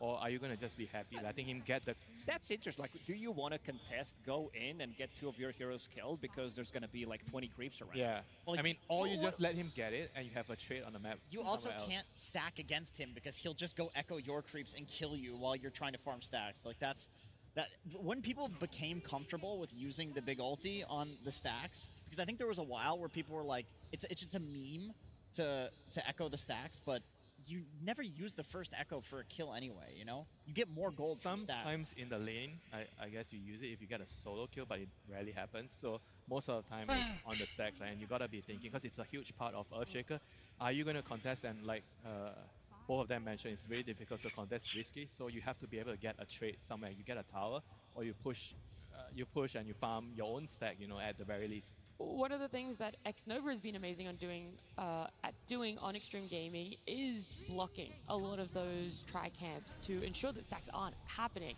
You know, he'll pick himself a strong sort of trade support, and that's his goal, is just to ensure stacks aren't building up by any means, rather than having to even worry about, are we going to contest it? They themselves, though, Warlock might not really fit that sort of archetype, but it doesn't necessarily have to be an No, I think they wanted a hero that can break the fight as well, especially when Shaker goes in, try to reset it. You also have Queen of Pain, so the picks coming out from the carry or mid-roll, wherever the heroes are going to go, these are not difficult, but these are difficult matchups to be playing into, because the pushback during the BKB Warlock with the Golem, so you're wasting good 3-4 seconds of your BKB. I mean, the Golem is very good at stopping the combo, right? Like, he can come in with a BKB, try to combo your teammates, but the Rock just stops everything, right? So I think in that regard, they kind of have the better or easier teamfight execution. I agree. And to be honest, going into this tournament, I was surprised to see Queen of Pain not picked up as much as it was on the previous patch, because in pro level pubs it was still very popular coming into the tournament. However, for XG, this is a different hero because Ame plays it. So what I really like about this pick here is that you can follow Earthshaker. All the roles you guys just mentioned, 4, 3, 1. They can play Queen of Pain in any lane against Earthshaker right now, and it will do well. So I think that's what makes sense here. Tundra, they go for the counter, which is Pugna. You cannot Queen of Pain ulti with Pugna ward being down. It costs so much mana, you will kill yourself, and guess what? You cannot blade mail the ward. Yeah, I mean, on top of that, we were mentioning about what would be the adjustments that Tundra is making. Right away, I'm already seeing they are trying to drop a lot more priority in terms of the team fight with the Snap and the Pugna. And now we are going to see a Slada here, which is not, I think, a very common hero against Pugna because of D-Crab. Yeah. But they are probably looking at a type of lineup where you don't really try to play around team fights as much with the whole wing. So you try to play the side lanes. These two heroes are really good at playing the side lanes. You go around, like with 2 heroes, you basically kill anything. And the whole wing is like good magic damage into the D-Crab. So you kind of have a lot of ways of killing heroes through D-Crab. It's another BKB piercing tool, so they are going to be shutting down Crystallis pretty heavily. You're playing into 3 BKB piercing abilities, Sharpshooter, potentially break mechanic. I mean, he also beats the Earthshaker in the mid lane if they want to go that route. This has been XM's specialty for a long time, especially when we've been seeing these Ember Spirits being popular, Void Spirits as well, something that he's going to be playing into a melee matchup. That is a good counter. Great pick. Yeah, you remove the Fatal Bonds, you remove the Slada Amp. This is this is an S tier Abaddon pick. It counters pretty much all of XG. They need to ban Abaddon counters. Like Doom, I think is one of the biggest counters. You can't heal, he just needs to Doom you before you get your ulti off. So that's something that you have to be on the lookout for. And obviously there's the break, right, from the sharpshooter. I mean, I like Abba here too because Tundra can run it in any of the side lanes against Queen of Pain, depending on where it goes, and it does well. Although we have seen Ame as a Quap carry do well against Abaddon. It just plays differently as a carry. I actually think the Quap is probably going to go mid because the Abaddon is probably not going to go mid. I think that would be my trail of thought right now after I'm looking at the Abaddon pick. So they do remove the Doom, and right now they removed the Doom themselves when they could have just picked it to counter it. So they probably have something else in mind already. They banned Doom and Daxia. What are they trying to do here? Could be, I mean, you have Warlock as your laning partner. It could be Alchemist. It could be Faceless Void. That does give you a good laning stage. Medusa, maybe? But Medusa doesn't care about Doom. He cares about Daxia, not Doom. Yeah. Yeah, I mean, I like the heroes that you mentioned, Lacoste. I think they're quite good. Faceless Void would be quite solid. I mean, there's nothing really to kill him in this game so far. Earthshaker stun is the only really good disable for him, and I don't think that's enough to kill a Void full to 0. Not a farmed Void. What else could Tundra be thinking about banning here? Because a lot of times TA is Slada TA. Yeah, I mean, also Ursa, I guess. Like, XG really does like to play the bursty carries, and I feel like double down on the Slardar amp and just insta-kill somebody. Sure, there's the decrep. Okay, they ban Ursa. It would give them so many objective takings on the map because you have Slardar, you have Ursa, you can basically kill Tormentor Roshan in 5 seconds. Yeah. I mean, I'm sure Ame has a few options. We're assuming it's Ame. Could still be Ame Quap, but I'm sure XG has a few options here. They get to see the whole Tundra draft, so they will get the, hashtag perfect pick. Have you decided where you see this Earthshaker going now that we've revealed a bit more for Tundra?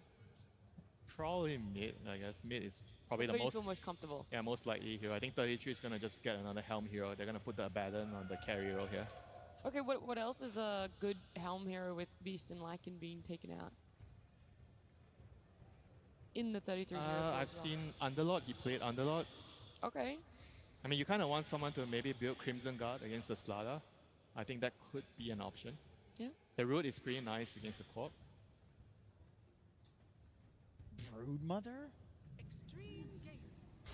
Oh, Sand King, yeah. Okay, so they don't go for a Helm hero, but instead they just go for... Scaling, more scaling. Yeah, it's a 33 classic. It's also something BZM has been playing a lot.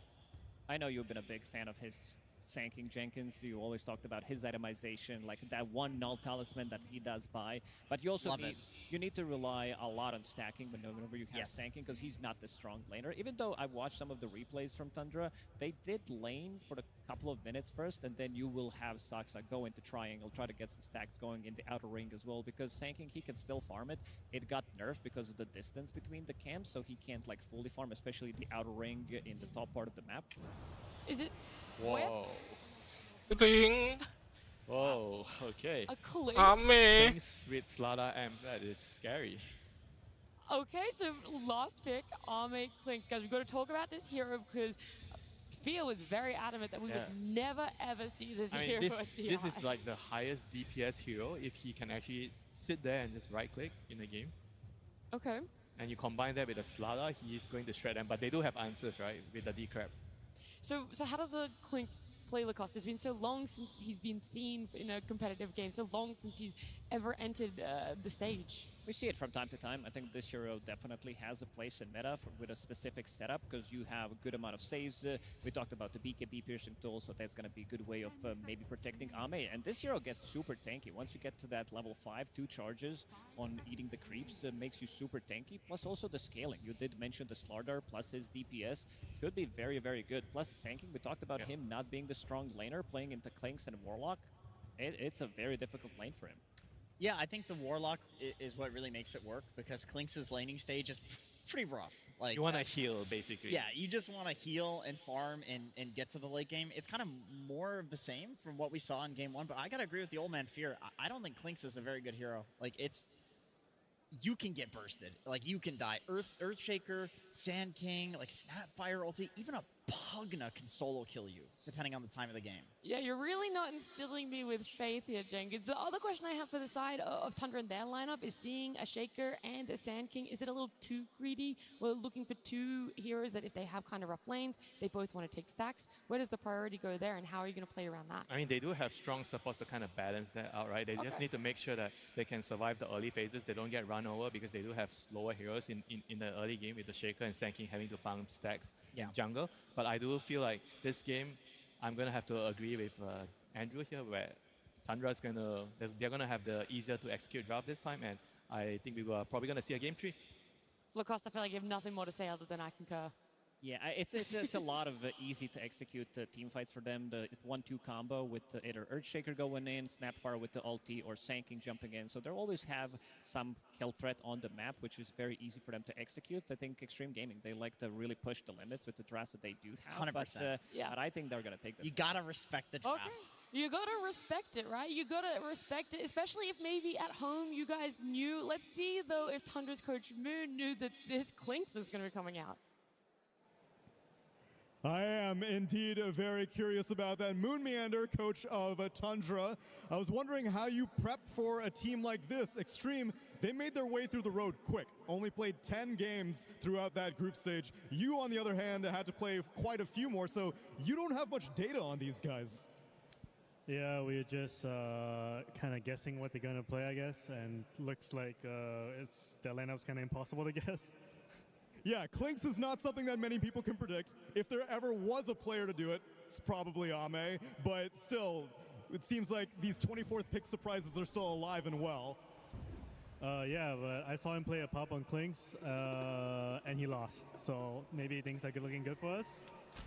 I like the sample size of a 1. And my last question is, obviously, this whole situation has not been ideal for you.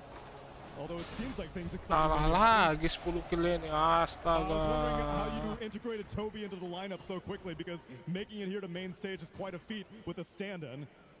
Mati lah. We had like 1 hour to pick a stand-in. It was the last minute, and we decided to get Toby because we saw him own with Team Liquid. And hopefully he's going to do some more ownage here. Good luck, Moon Meander, as we get into game number 2.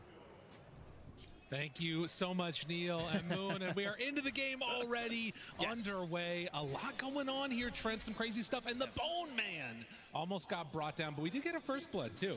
We did indeed. As Moon was taking the interview, wondering how the game was going to go, his team grabbed a kill. So that is indeed a pretty good start. And Ame goes down again, down bottom. He was already coming in a little bit low HP. And 33 combos together with Sox to secure the finish. Yeah, softens him up a little bit there on the initial play. They grab it. 3-3 still very low. So potential maybe if they can find something on him before he regens. But he's got 3 tangos and, well, it's a Warlock and a Klink. So they're going to be doing a whole lot of chilling in this lane, presumably, as Soxa has to throw the body on the line here to get that Sentry into camp just to block the 1-minute spawn. Yeah, important stuff right there to make sure they can't equalize this lane equilibrium at all. And I mean, we talked about it there. This is a hard team to figure out. Moon was saying that even when you think you have an idea of what they're going to draft, it doesn't end up working out fully. They've ended up picking this Klinks. He said he did see him in a pub, though. Yes. So that means somebody on his friends list was playing with Ame. An important thing to watch for is when you can see their picks out a little bit earlier, since that's somewhat been gone recently. It's made some crazy matches, and we'll see if this Klinks pick is another one that gets them where they need to be. And most importantly, he lost. Yes. As Moon pointed out, so we'll see. I mean, this looks a little bit like last game in the sense that things started out very well for Tundra. In fact, for quite a long time. They were doing very well in the previous match. We'll see if they can perhaps get the finish. I think if we go back there, BZM, of course, melee hero versus Queen of Pain tends to have a pretty rough time. My goodness. We're used to this. But if we go back to that first game, I think if they had... May I continue, trouble. BZM? Or you good? Yeah, it's good. I think if they get that Roche as Tundra, I think they win that game. Yeah. That first Roche, I think that it gets so much harder for XG. So if they can manage to avoid a disastrous moment like that in this game, Tundra should have a better chance. This is scary stuff right now. I'm able to get that deny on XM, but BZM still very, very low, playing against the 2 points in Dagger, Queen of Pain. And you can see that's going to the tune of 12 and 5 for XM. And you can see he's not even trying to force this, right? Like, XM's low there. He's got a blink. He's thinking of some stuff there, but there's an enchant totem. There's creep waves. Like, why not just secure the runes and guarantee that he's just going to have to leave?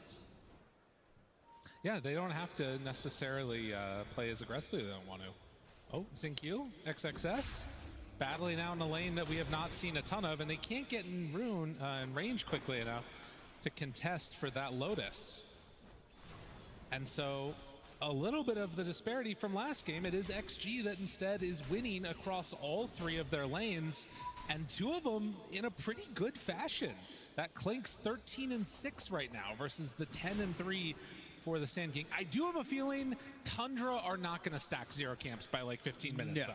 Certainly not. Yeah, they are definitely going to be getting the stacks on for the Sand King. It is a necessity when you're playing it in the off lane. You know, we get these mid Sand Kings. They just work the camps nearby. It doesn't even have to stack it too much because you can just grab 2, farm it up, stack when you can. But for the off lane, you need those stacks if you want to propel into these important items that get your game going. XXS. In this case, a helm. Right. Yeah, XXS. Yeah, remember, the panel was like, I think they could use a helm hero. And oh, they're going to pick Sand King. That's not a helm hero. Aha! Yeah.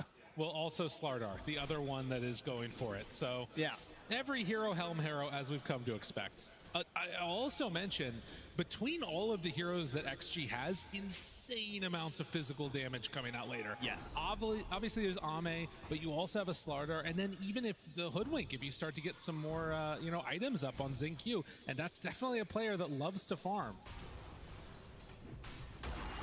He's warming up here on the Bushwhacks, as you can see.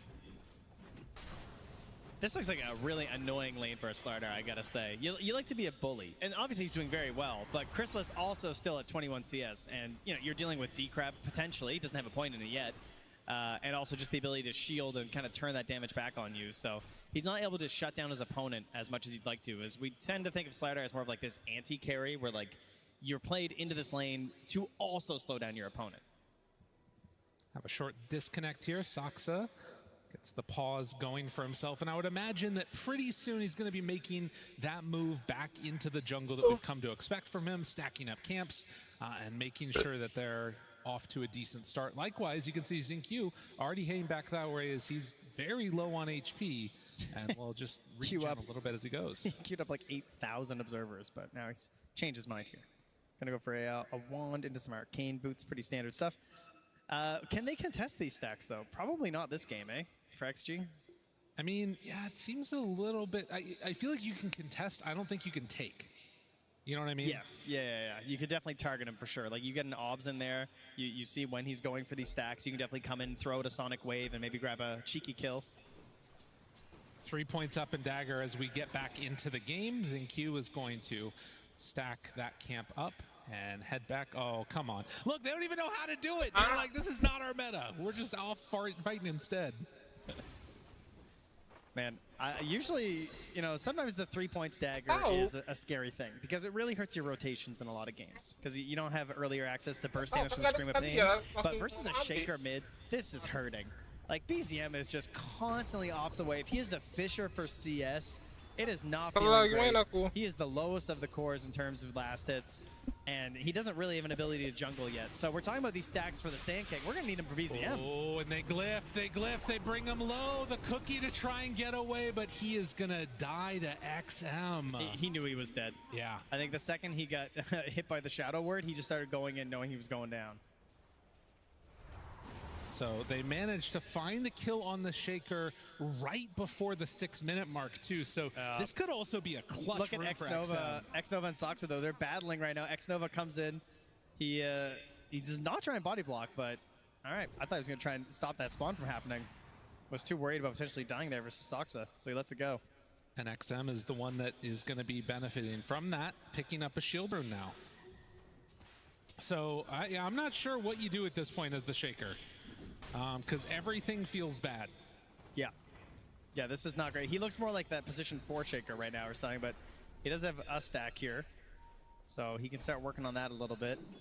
But yeah, it's not great. Sox is going to hold the wave. There's an OBS in behind the Tier 1 tower planted by XinQ that's going to allow all these opportunities for ganks. It's a very scary place to try and play versus a 3-point stagger and a potential Sonic Wave. And this type of bullying behavior is what you want to see if you're an XG fan. On the other side, for Tundra, take away their abilities to bully you back. 33's got to get off to a decent start with this helm. And is trying to finish that one off and maybe try and push this Clinks out of the base. At the very least, Clinks can't eat your creep anymore. I know, right? Like, this hero will be crazy if you could eat helm creeps. Unfortunately, not a thing since they've become creep heroes, and partially why we're seeing them everywhere. So while the CS starts to stack up, it's really two that stand a little bit above right now in the Clinks and the Quap. With Sand King and Abba still having a good time.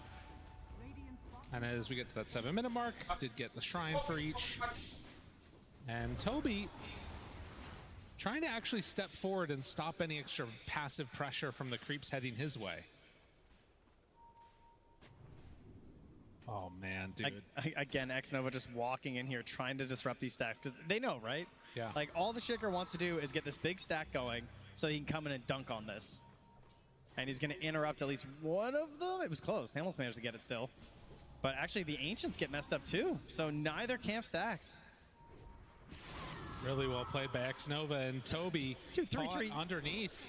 The bushwhack is there, and Sonic Wave for the finish. All right, meanwhile, Ame's walking into a sentry here. He just eats the creep. And he's going to take some of them away. I mean, if Xnova dies here, it's not the end of the world. If XM does, that's very bad. And so they're going to back away. Giving a little bit of space now for BZM in the mid lane. He has nothing. There is no piggy bank, you know? You thought your parents left you an education fund, but they spent it all on your brother. He's got nothing left. Like, what is there here, you know? And 3-3 came over, took one of the creeps with his helm. Ame came and ate the other, you know? It's just, he's truly a zoomer. Yes. The previous generations are just taking it all.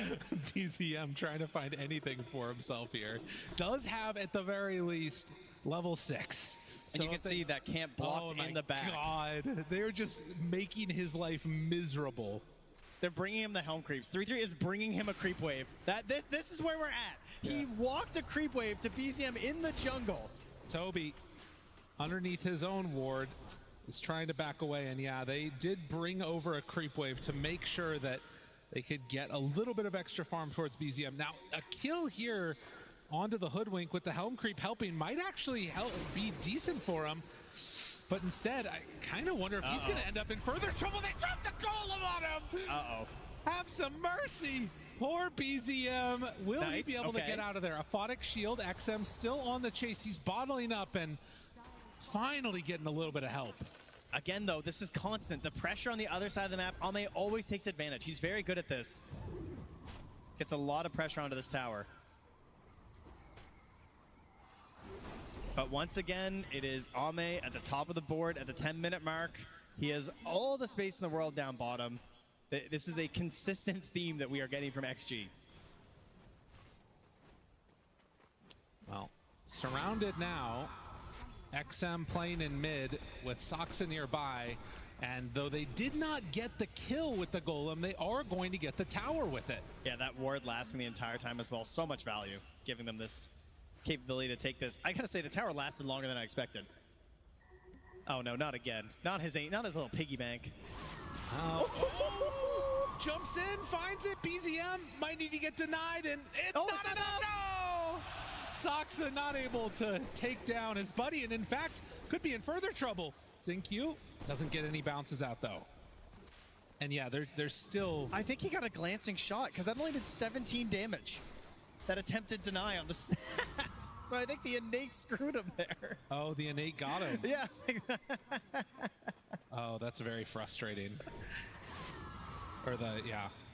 Good old snap. Well, we said that we thought they could contest. We weren't sure if they could steal them. They're making an attempt at it right now. BZM still has Echo at the ready. Oh, you don't want to share this XP, though. Yeah, that's true, too. Even to your allies, like, guys, can you guys leave? But he just has to go for it. He needs the protection. A wise decision, and trying to get some more gold into BZM here. Lyrical, he is 2,000 gold behind the next nearest core. Yeah, it's been an impossibility. And this was a first pick XM here too on the Queen of Pain. They weren't able to draft things to help move over and shut him down more. It was just a complete answer the whole way through. Yeah, they're going to have to find a different hero to lead the charge here. Now, you know, we've talked a lot about Ame farming up here. Crystal's not doing too bad. He is behind, but he is going to try and rush into that Radiance as XM continues to exert this pressure mid lane. Tower here or gone or not, he's sticking around. He's decided this is the part of the map he wants to play to open up the room on the side lanes.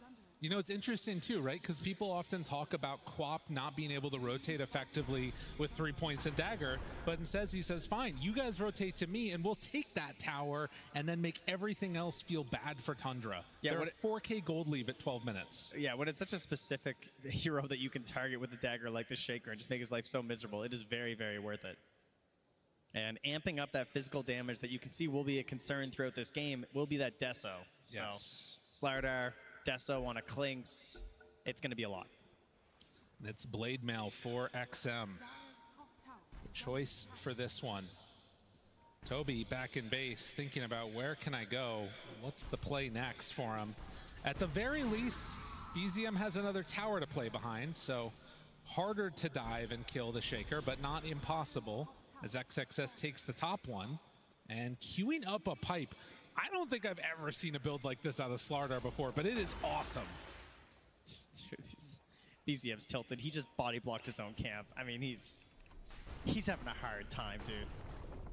It's not good. Like walking through your own camp spot in this situation. Meanwhile, the enemy carry is picking up 3 bounty runes. That just shows what, like, they create this just wilderness zone that no one wants to go into except Ame. It's like a private resort just for him, the bottom lane every game. Ame's area, that's what they'll call it. They need to find a kill on him though, because he's gonna start taking off like crazy, and instead they have to deal with this. XM runs in and you have to keep Toby nearby because otherwise BZM's just dead. They're gonna try and make something happen bottom now against the Clinks. Do they have enough for a kill? He summons, he's trying to stay alive, not enough. That was kind of terrifying how long it took, but he does go down. Will there be revenge? An attempt at one at the very least. Burrow strike to back away, and it looks like it's not going to work. Yep. So a nice play by Tundra, managing to take down Ame. Still 5K behind, but some signs of life. Yeah, good positioning there from 3-3 to evade any sort of a bushwhack play there by using his Burrow strike when he did. And Zinq knew it too. Didn't have an option to get him. On the other side, you've got Chrysalis here, who's been relatively quiet, but working on a Radiance. And BZM finally has that Blink Dagger done. At level 8. Yeah. That's the downside, right? Like, you're not wrong. Unfortunately, you just don't have a whole lot to offer at this point. Like, he's the same level as Soxa. There we go. I mean, he's going to have to make back up that deficit by virtue of finding kills and finding good fights. Oh, or another big set of stacks here. Okay. Oh, that's good. Oh, that awkward moment here. 2 cores. It's like, okay. Well, they're going to stack again, but yeah, I feel like injecting this into the BZM would be a really big win. And 33, never mind, would be a really big win for 33 too to get all this gold. You got your blink already. Yeah, listen, one of us is having a game here, okay? Just let me take care of this. Still just 2 stacked on the side of XG. I mean, the other thing to keep in mind, right, is that while we did see Clink stay alive for a while there, if 33 was there, a lot of like his survivability came by casting spells, and there's a decent chance they can just stun lock him. That's true. Yep. It can happen if we can catch back up here. It makes me think of the FE voice line, you know, I'm farming lane because I'm a winner. Oh, okay. You know, that's XG right now. Got now, it. stacks, you know, I don't care stacks, right? They're just camping all 3 lanes, farming up like crazy. So all of their last hits are mega value. Going in now, Chrysalis forced to pop ulti, and the TPs come in. Are they going to go for more? Soxa nearby, thinking about it, hunting to the side. Toby decreps himself. That is the Radiance, assembled by Chrysalis. Will and he with be the rotations. Avenger? That is the question with said Radiance. Yeah. It's a tough one. They force a lot of rotations and then back out. Ooh, XM mid lane, Arcane, amplified damage rune. Yeah, good blink away there by BZM before things went south. And maybe 33, if you waited a second. XXS confused as to what hero he's playing, picks up the pipe. So his Helm Pipe Slardar ready to take over this game. It's great itemization in this match. It's really, he is just playing for his ult to help with the damage and then just control. First time this tournament, it makes sense, and it's the perfect item. The question is, if you start losing out at this point, if you lose a fight or two because of some chaos happening, how well is this hero going to be scaling? I mean, you've still got the Helm. They're very good at forcing towers right now, but if they were like, let's say, trying to hunt for a 5v5 fight, they don't really have very good tools for it right now, right? No. It would be like Bushwhack or just a Golem drop, whereas we have Blink Sand King. Control, kisses, done. XM is out of there. That is exactly what they needed, and now 33 trying to find X-Nova, who is pretty quick in the river, but with Blink Dagger back up in 8 Burrow Strikes, trying to stay on target. Bushwhack stops it. BZM Fissure, they miss off to the side. Oh, he's getting out! 33, he doesn't have anything for him. And so they do manage to TP out with X-Nova, but the kill on XM. Yep. Very, very important. And I mean, it comes back to what we were just literally just talking about as it happened. They have great ways to start fights as Tundra, right? We have the blink on the Sand King, we have the blink on the Shaker. We're going to have these cookie plays, and then you can defend your towers with your kisses. It is risky to push into it, which is what they're trying to do with the pipe, but immediately losing your Queen of Pain like that kind of makes you look at your pipe and be like, oh, well, that wasn't great. Ame runs into BZM, spots him, and oh, that is not feeling good for Tundra. Yeah, you heard this brought up on the panel, but Klinks, although we don't see him very often, it is one of the heroes that just has the most insane amount of burst damage if he's allowed to just swing. And when you think about how XG has played this whole tournament, the best thing that they do is enable Ame. So giving him the full-on glass cannon of Klinks seems like a pretty solid strategy from them. This gold lead staying steady, though. That's something that has also been a constant at this tournament, that even when teams are behind, they have found ways to keep farming, to stay relevant in the game, and to extend the duration. And, well, now these types of kills start to hurt a whole heck of a lot. Ame goes down again. Ooh, a rare mistake there from Ame, pushing out a little bit too much, maybe an incorrect read as to where they are moving on the map. He tends to play just like so defensively. I mean, Ame is 3 of their deaths in this game. That's 75%, Lyrical. I thought it's half. Yes, you're right. I was looking at the wrong columns. Yeah. I thought I really nailed my math for a second there. That's, I mean, when you think it's tough out here, you know. I hear ya. When I think back to the beginning of this tournament and, you know, the way that Ame had started it, it really feels like so many of the games of XG have been in response to those early days and how well he did, where people like are explicitly going out and saying, I'm here just to kill Ame. That has only grown now. Yeah, Yes. that's right. after the road, the International. All right, some obs down here spotting some of this movement by Tundra. They scan, saying, hey, I think they're going to do a 20-minute Tormentor, guys. Just this feeling I have. The creep is in. XXS, no Blink Dagger. Ame's coming. No, he did have it. He got it back up in time. Now Sonic Wave. Chrysalis, low, but not dead yet. He's broken, forced to pop the ultimate. And now kisses from Saksa. Do they have enough damage? Ame spots him, immediately blows up. Oh, wait, no! Fire. No, he gets a cookie up, and then Burrow strike through. 33 says no, but big hit down from X-Nova. Can they take down this Sand King? Fissure immediately breaks off the Burrow. They need XM. And now XM low, dead. Oh, XXS, baby. All the X's are fallen. There's nowhere left to go as Slardar 2 is going to die. What a beautiful setup from Tundra. Oh, that's exactly how they need these fights to go for Tundra, right? Like, that ulti looked very dangerous for Chrysalis. He was forced to pop it because of the break. He was a little bit nervous there, so he just goes for it. They completely stop hitting him. He gets almost no heals off the ulti. And then you're worried about the re-goose from XG. But just that little bit of survival on Saksa to get the cookie stun onto Ame gives them that kill. and then a delayed fight, the burn of the Radiance going the entire time, and BZM finally getting his revenge after that mid lane. So we take a look at this, the full breakdown of the view. I mean, again, at the beginning, you see Tundra, not as much HP, not as tanky, they don't have the pipe. They kite the ABBA ulti, and then this play. How did he not die? The Decrep coming in saved his life before he got burned. And there, it looked pretty dangerous with that ulti. You see this chase down sliders coming in, but the Fissure block even to help protect 3-3. I mean, that's beautiful stuff right there. What a sick play. And in the end, Kalah lagi 10 kill lah.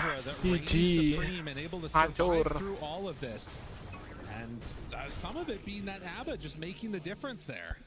Yeah, and that's going to help him a lot. I mean, that is a fully finished Manta now for Chrysalis as he takes the top slot here over Ame in terms of gold. Now eyes will start to move to the Roche Pit. Likely the next goal you're hoping for on these teams. Particularly XG, of course. Yes. They can just do it instantly if they ever get the moment. That's the thing that I think is going to be tough for Tundra is keeping an eye on that Roche Pit while making sure that, you know, Ame doesn't have a few seconds just to get away and start taking it. Yeah. And he's working on a BKB, 2 components of it. He shows over there to the side, and immediately look at all of Tundra running towards Ame. I mean, he has his own obs, right? He feels a little bit safe here. Now there's a scan. They know they're coming through. They see him. He's in trouble. Ame again. A 5th death. Yeah, but he gets that last hit. So, 50 gold going back his way. I mean, someone on the Radiant team was like, bro, they're coming.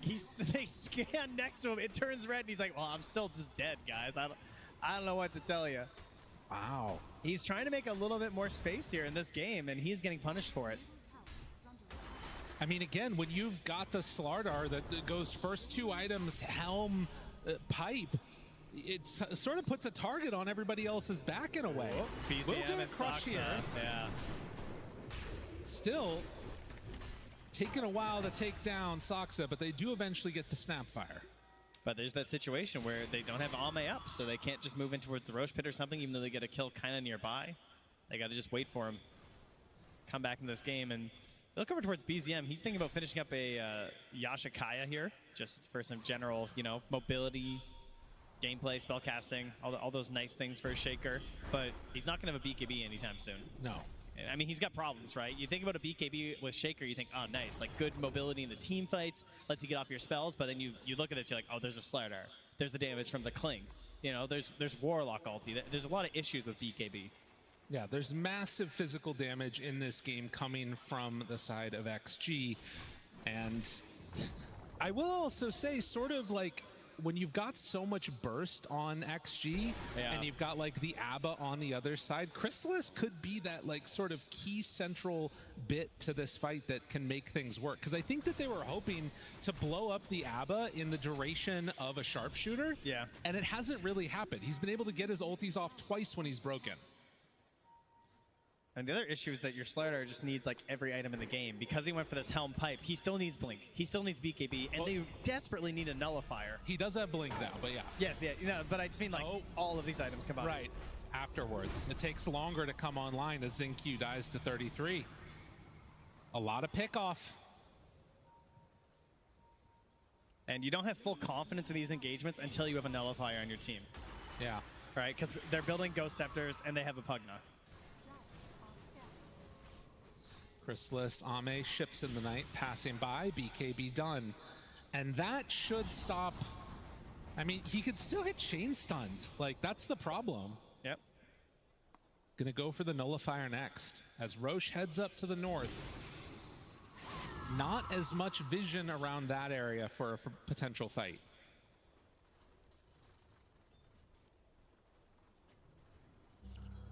Oh, it's a very small lead right now. It's mostly just the idea of like Roche is what it comes down to, is they kill a creep down bottom while scanning the Roche Pit. Right, they're ganking creeps. They're ganking Helm creeps. That is but the reality we live in, Lyrical. That's right. That's where we're at right now. Sand King does have Aghanim Scepter. That's a lot of damage. And Tier 1 Tower still alive for XG. Also Aghanim Scepter done on Quap a little while ago. A haste rune here. They're going to give it to Chrysalis, and he's running in. They want to take down this tower before a Roche fight comes in, so it's harder to reinforce. 3-3. He's winding up. He's thinking about it just in case. A nice play right there. But now you know what's happening.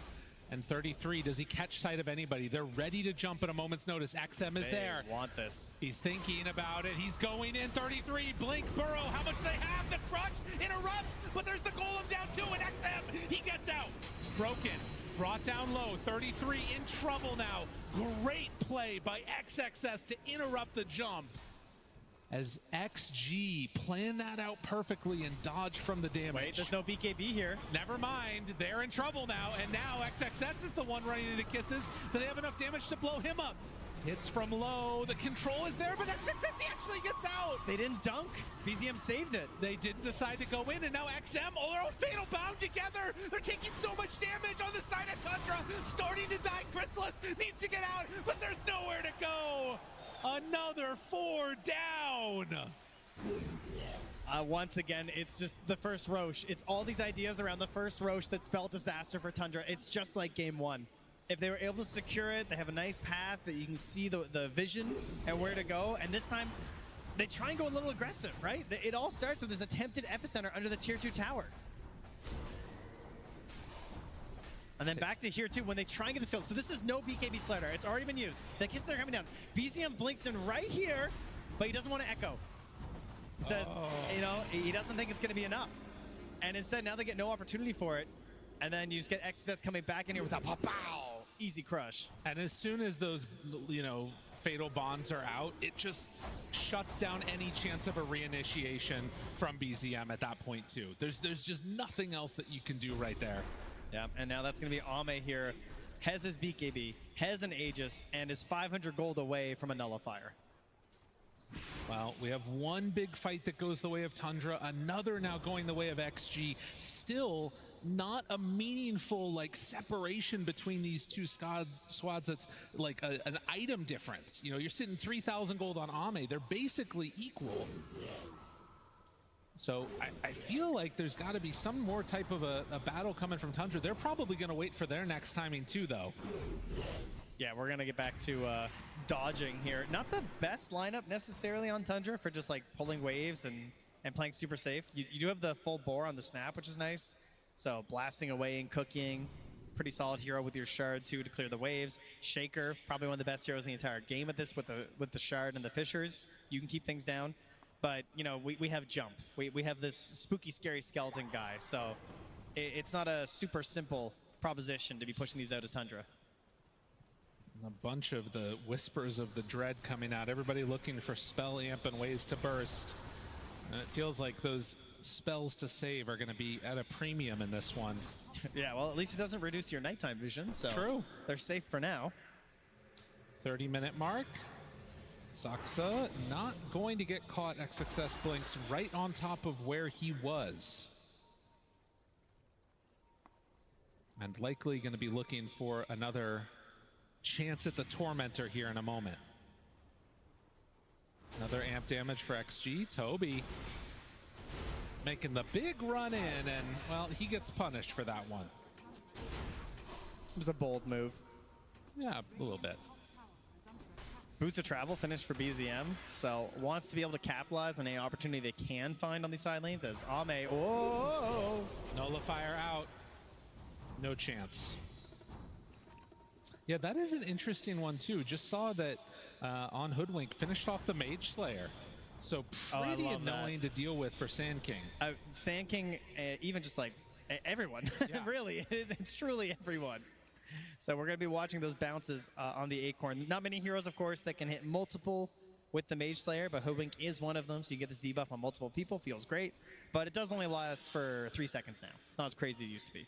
Ame under a ward. But with the rest of the team coming in behind, he is going to show for a moment and then actually take down that tower. This is Clinks. This is the problem. Look at how quickly that fell. Yep. It is very, very fearful. I'm gonna need to make use of the mass magic damage that you have on the side of Tundra and hope that's enough to burst him. Obviously, they're going to need to do it twice right now with the Aegis. 1 minute and 30 left on that one. As XG head up to the north and get themselves ready for a Tormentor. What? Where? Yeah. Immediately gone. Here's the shard goes to X-Nova. And Tundra just continue to dodge as much as they can right now. I mean, attempted nullifier for 3-3 could be something. The Bloodthorn for Chrysalis is probably their best chance to at least get a full chain stun kill and just kill as fast as possible. Man, it really is something else, Ame. Like, he has died the most in this game and is the top net worth on Clinks. Like, he's died more than the person that's died the most at the tournament so far in this game. And he's still just making it happen. Daedalus close to being completed. And a 9,000 gold lead as XG ready to battle. Yeah, look at this. They scan the high ground. They just want to run in, take over this area. Counterplay coming from Tundra sometime soon. They're almost at a nullifier for 33.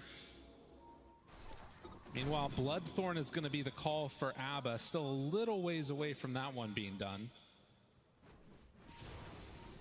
But Chrysalis, not sure if they recognize where he's over here or not, but it's going to blink out. And a tier 2 tower taken now bottom as well.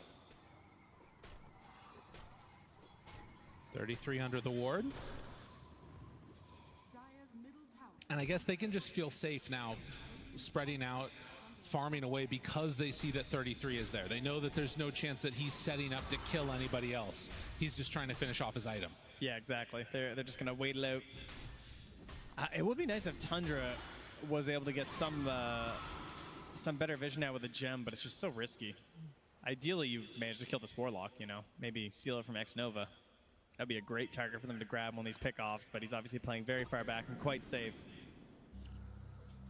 All right, a couple of items done.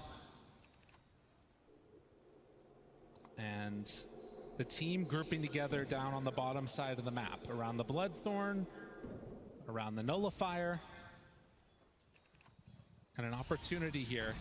They find him. Xing Q, caught, out a bit too far, and brought down.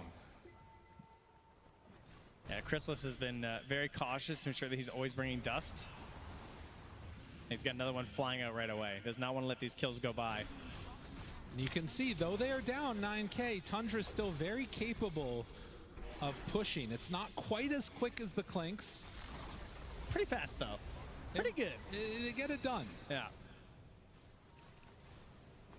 As we get an Aghanim's Scepter picked up for XXS. I was a little surprised by this. I thought maybe stacking nullifiers might be the way to go here. But instead, obviously it's a very, very good item on Slardar. Just helps you out so much whenever you're in your puddles or trail or a river. Just gives you so many bonuses. It is pretty ridiculous. Just going to try and ensure that he doesn't get chain stun down. He's always got opportunities to go for his hits, get off his items as they hop onto Chrysalis here with the BKB from Ame even. Use that. Yeah, a big commitment. Is that a fat finger? Up a little bit north too. They find 33. Throws out the sharpshooter, nothing there. But with no BKB on Ame, I feel like this could be a go. Yeah, that is a big opening right now. I think for sure BZM is hunting. He's leading the way. He's angry. Oh Hasn't had the funnest game. And they're hunting down bottom. Okay, no, but Ame's backing out. Good choice. Yeah, realizing that that would go south very quickly. Unfortunately, it's hard to go on this hunt without a gem. You know? True. Very scary. You don't want to be walking through these wards, potentially through the Clinks, not knowing where he's at. Well, 12 to 14. And while the smoke does not connect onto anybody for Tundra, they do get another chance to push out their waves. XXS is showing it mid. Ame still has no BKB for another 40 seconds if something were to pop off. So if the Roche were to spawn instantly in 7 seconds, it would be extremely good for Tundra. Well, I don't even know about that necessarily. Soxa is getting really aggressive. He goes, that's a greedy ward, my man. Able to take he it will away. take down the sentry, but They obviously place another one. he tries to get the deny. Wait, did he? Yeah, he did. Oh, he did get it. Nicely played. It is not an instant Roche. It is a max Roche by the looks of that clock, I would say. Wow, okay. It is like 3 full minutes, man. All right, we're chilling here. Now, the flip side of that, too, is that I feel like there's still a potential that you could get into a big fight. It does also mean that Roche is probably going to be moving down bottom by the time something else is happening. No TA in this game, so neither team is fully aware of what time it's going to respawn at. That's true. But the wave shove is going to happen. And even though it's that 7K gold lead, the win probability is still very even between these two squads. I feel like the gem advantage is just so good in this situation. Yeah. Like just moving across the map right now. They put it on XM so we can just move across there as, yeah, Dota Plus refusing to give up on Tundra today. Favored him last time too. Next tier of neutrals out. Getting some Pyrrhic cloaks. That's actually kind of sick against Clinks. Yes, it can turn south very, very quickly. Interesting. He does have like decent armor on Clinks. Oh, the Radiant scan. Oh, look at this. Okay, so 3-3 has the Helm creep in the Roche pit, which registers as a hero. So then XXS has to send his creep in, which means now if they scan the pit, you know. Yeah, they're going to be aware. Okay, good to know. Keep in mind, you know how they changed the vision around Roche? Yeah. Right now, XXS doesn't actually see 3-3's creep. So he's actually still in one of those spots. So he's got a very sneaky creep placement where that creep can actually see inside the Roche pit, but when you're inside the Roche pit, you don't see that creep. Could be very important how this plays out. XM. The rune spot. Oh, that is. Oh. Oh, geez. All right, there's a call from Xnova. He wants to wrap around. Again, they don't know yet. Roche not up. It's going to be up very shortly. That is a Lotus now done again for XXS this game. Yeah, no more Helm shenanigans. He's fully sold it? I guess. I think so. I thought maybe just backpacking it, but no. He's just done. He wants his Lotus. He wants to play. He's done microwave. Just wants to work on his own hero, you know? Now, when I think of XXS, I think of like Mars, Magnus. He's not a micro guy. Here comes the Croaker. So second Roche up, wrapping behind. They see the creep moving. They know someone was here. All right, now there's really good heroes to get first and really, really bad ones like Abba, right? Unless they can fold a 0 up. Can they do it? Can they blow him up in time? Looking for it. He's broken, but he gets the ulti off. And that stops it. That's a free reset, but that's 65 seconds of no ulti. So that does take away one of the good conditions of an engagement for Tundra, which is they go on Abba first. And it basically costs them nothing. Yeah. The other issue. I mean, pipe, I guess, you know? That's true. Croaker coming in. Congregating. Tendril of the Deeping even. And they're just going to start taking it. 33 sees this, though. His creep is gone. Xnova, Glimmer, walks away. BZM throws out the fissure. Xingqiu's just coming up. Hello? A chance. Little poke. Ended up hitting him for a moment. XM also jumps, but not able to connect as 33 did All right, back there's only away. 10 seconds here. Roche is going to migrate. Yeah, and now he's going to get fissure blocked. Oh, I'm not sure what's going to happen. XM is right there to the side. 33 gets caught, but BKB! The reaction from XM! Wait, he's alive! He's staying alive! Able to get it off the Lotus. Keeping them back and low, but dead afterwards. XXS puts the kibosh on that, and Chrysalis, now in more of a world of hurt, is going to start to fall. Ethereal form for a bit longer, but in the end, it is going to be a dead Abba, and hunting down Toby, hides off to the side, ethereal form, no way to break in. Do you know what's crazy? Is that he didn't have ulti as that sharpshooter was coming in. His ally died and gave him ulti from his facet. Ame moves back, but no. Comes in, shuts down the captain, 33 to fall, and XG ready to run away with this game number 2. Just, I mean, everything going their way. But, like, what more is it, you know? They jump in there. At first you think, like, oh, there's a heal. You know, maybe they can turn it with the shaker, but they just never find these opportunities. And just instant roshing. zero chance of contest here.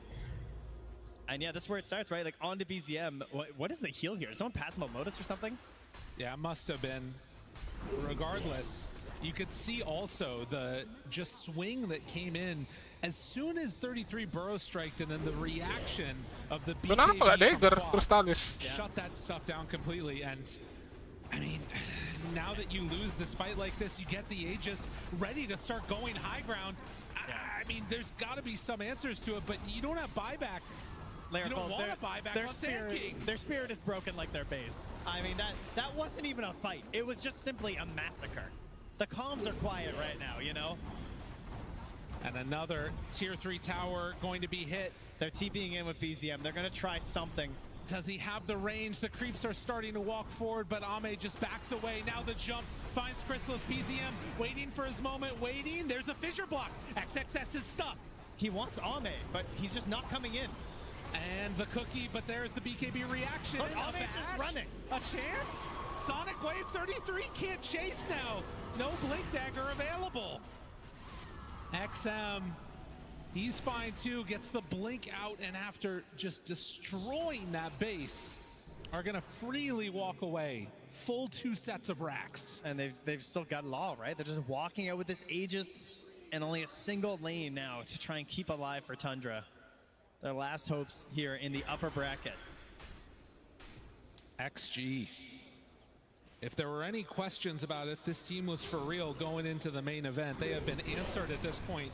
They have looked so good. And now an Agnum Scepter done for the Clinks. They're doing it with the weird heroes. You love it. It's so much damage, man. The Burning Army comes out. Already is a lot of damage, but now this is that safe damage, the way he's been playing, right? He can just chuck this out. Does also get increased hits to kill the skeleton archers when you pick up that Agnum Scepter.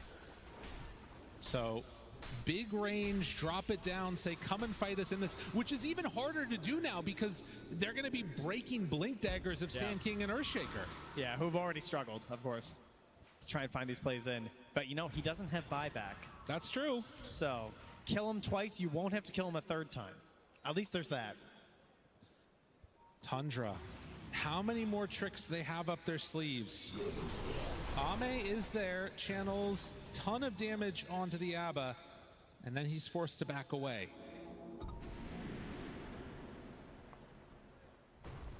Yeah, I'm not sure what the right answer is at this point for them. They're down so much gold, and it feels like the fights have just not gone their way at all. And look at this. XM just blinks right into the middle of everybody here. They find Toby, and he is going to end up dying for his troubles. And look at this. XM scouts the Amplify damage rune, too. And there, Soxa dying. Woo, buddy. All right, I've now seen an Outworld staff actually save someone.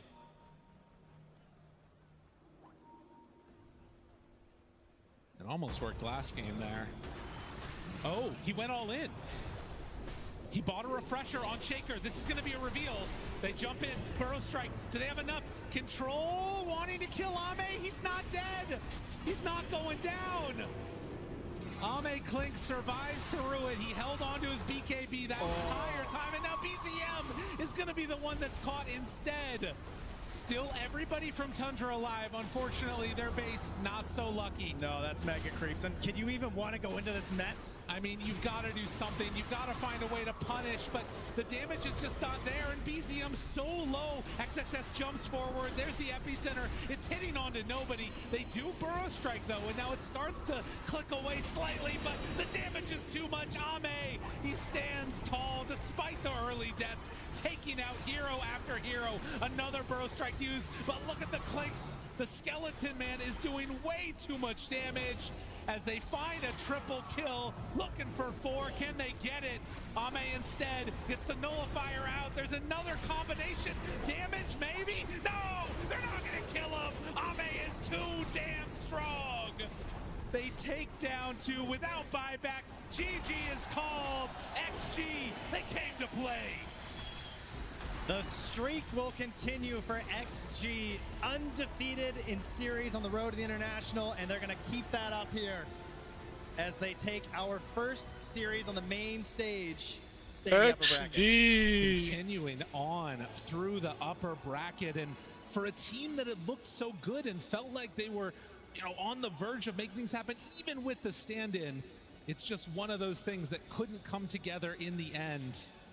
So impressive, this XG team, because you think about that game number 1 again, and how things could have gone different if not for that Roche fight. Even game number 2. I mean, again, it's the same thing where they have this advantage a little bit there on Tundra, and you're thinking, okay, we're seeing it, this could be the play that they get where they actually make their way through this game, get a little bit of a surprise upset, but no, XG, they just slam the door in their face and say, no, we're the favorites for a good reason. Absolutely, the favorites make their way out of the stage, and for Tundra, they're going to have to forge a new path through that lower bracket, come up with some other answers. They're going to want to move on in this tournament. But XG, the ones that come out on top in this first series, what a performance from them on the main stage. Trent, I mean, the other thing to think about with this is, I mean, how worried are you going up against this XG team for the next squad? Well, if you were thinking things like, well, there's not that much data on them. They haven't played that many series. We'll just wait and maybe we can learn some more. I don't know what there is to learn. I've just learned that they're even more frightening than I thought after that game 1. So if I'm their next opponents, I'm just thinking, like, what is it? What is the solution? Because they tried playing a little fast. They went for this insta-Lycan. That didn't work, right? They got this big early lead on Tundra, but they're able to fight back on XG. They're so good at picking these team fights, very much like team spirit style, right? Of no matter how far down they are, they know the exact moment when to strike. And it's been so long for XG coming together here on the main stage. They forgot, we got to go over and shake hands as well. So they come back in, give a handshake there. And of course, Tundra dropping down to that lower bracket. But the fans loving it here out in the squad. XG taking that one victory there. And again, I mean, for Tundra, you kind of got to reset yourself because they came in on a high. Yeah, they did, right? They got that amazing win versus Liquid. They're feeling a little bit better. It feels like the team's starting to come together a little bit. And unfortunately, after all that hard work, you go up against the Titan of the event so far, right? So you obviously have some players who are very familiar with going for long journeys at the International. So I'm sure that they're going to be able to talk the team, figure that out. They have a great coach in Mumiander, who's also been going through this a lot. And, they've also had stand-in issues before in terms of having to bring someone extra to the event. So don't count them out yet, right? It's a very tough opponent. And I'm sure that they will find their footing as they move to the lower bracket. And of course, a type of event like this where it's one of those moments where anything could sort of happen as you move through, because it's a squad that's going to gain more momentum as time goes out, as we have a chance now to get onto the stage and hear from our victors. Thank you, Trent and Lyrical. Yeah, fantastic to be here at TI with Arme on the main stage. It's a fantastic way to start the show. Great opening and a great series. Arme, that was a very impressive Game 1 victory. Does it feel good to be back on the stage at TI? 你觉得回到 TI 的舞台感觉怎么样呢？就感觉还不错吧。It feels pretty good. Fair enough. You guys played fantastic, so I guess it does. There were a few mistakes from both teams in Game 1. Do you feel that was nerves coming into TI? 在第一把的时候，双方都有一些小失误，你觉得是紧张呢，还是有别的原因呢？主要狼人比较难处理吧，这英雄，所以第一把打的就比较艰难吧。Because Lycan was a bit harder to deal with, that's why Game 1 was a bit more challenging. Fair enough. And I've got a question about Clinks. We haven't seen Clinks yet in the tournament. Would you have picked this hero if you hadn't won the first game of this series, or was it something you were very confident with? 我们想问一下克林克斯小苦工这个英雄，如果第一把没赢的话，你们还是会选这个英雄的吗？就看情况选吧，觉得他好用就选。It depends on the situation. If he's good, we'll pick him. If he's good, he's good. Fair enough. And last thing, there's a lot of Chinese fans here supporting Extreme Gaming. Have anything that you'd like to say to them here at the TI 14? 现场有很多中国的粉丝，有没有什么想对他们说的吗？谢谢大家支持吧。Thank you all for your support. There you go. Thank you, Army, for a fantastic performance. And let's throw it over to the panel now. Nat T and the gang, take it away. Thank you so much, Piri and Ame there as well. It was nice, you know, in a way he was saying it wasn't really nerves. It was just kind of coming up against Lakin for that game number 1. And for game number 2, there was no doubt in his confidence about this Clinks, which is, I think, the big thing that we have to start off with, Lacoste. Did this Clinks have that impact you thought? Did it kind of play out exactly as you expected for this hero that no one thought was going to be picked at TI at all? He did at the later stages of the game. His lane was fine, but he got caught off multiple times. Like, he was getting killed left and right. At one point, he wanted to go for the Dragonlance, but he realizes, you know what? I need to get my BKB. I need my BKB. I need my Nullifier. These are going to be 2 core items that I need to get to be able to survive, because he was getting heavily focused. He was out of position a couple of times as well, playing super aggressive with XM, which did cost him a couple of deaths. At one point of the game, they had like 4 or 5 deaths on Ame out of 7 deaths, which is not something that you see usually. Yeah, I mean, really all they needed him to do in this game was be damage, because the other cores on the side of XG had such phenomenal games. XXS on Slardar, like, he was doing so much again. I don't know if you guys agree or disagree. For me, he's my MVP of the entire series. I think he did incredibly well as an off-lane enjoyer. But XM in this game as well, even playing into Pugna, very hard counter. It's difficult to use any spells against the Pugna ward, and he made it work. He did a ton of damage in this game. He was a menace in team fights to deal with. They felt like they had to completely focus him. Yeah, I mean, the thing is, like, the Corp and the Slardar, they were moving around the map to set up kills, but all that couldn't have happened if Clinks didn't really shove out the lanes. Right? I think Ame did a really good job pushing the lane. Sure, he died a couple of times, but it was due to really, really good ward placements, the Observer ward and the Sentry that caught him out. But I wouldn't say like he didn't really do a lot in the game. You know? I think that he did a lot in terms of maintaining creep equilibrium for them. They pushed the waves, and it allowed the Corp and the Slardar to do their job in the game. It's also now something moving forward that you have to think about, that we're seeing Extreme Gaming winning in multiple different ways with different heroes, right? This Clinks, no one thought was going to be picked. It works in a very different way than what Ame has been playing and heroes. But it's the same kind of hero that Andrew was mentioning. All damage. Yeah, the damage, the burst hero. Yeah, but it's not as much as this 4 Protect 1, which was the early stages of Extreme Gaming. Even Slardar offlane is somewhat unconventional, and he did an unconventional build on it with the Dominator into Pipe build, like realizing this is basically what they needed. One thing that we have talked about all year for Extreme Gaming, pretty much the only thing, because they've done decent, but they've never been this powerhouse that we're expecting to beat Tundra, you know, is that they're weird. Like, they pick Sniper mid. They can play these unconventional picks. You know, they pick Juggernaut carry when Jug is terrible. They pick Spectre carry when Spectre is terrible. So to me, it's interesting that, like, this is not the narrative we're talking about, that they can pull out these weird heroes, because this is what we've seen all year from them, but they're just also, you know, mixing it with excellent team fighting and decision making, which we're now seeing.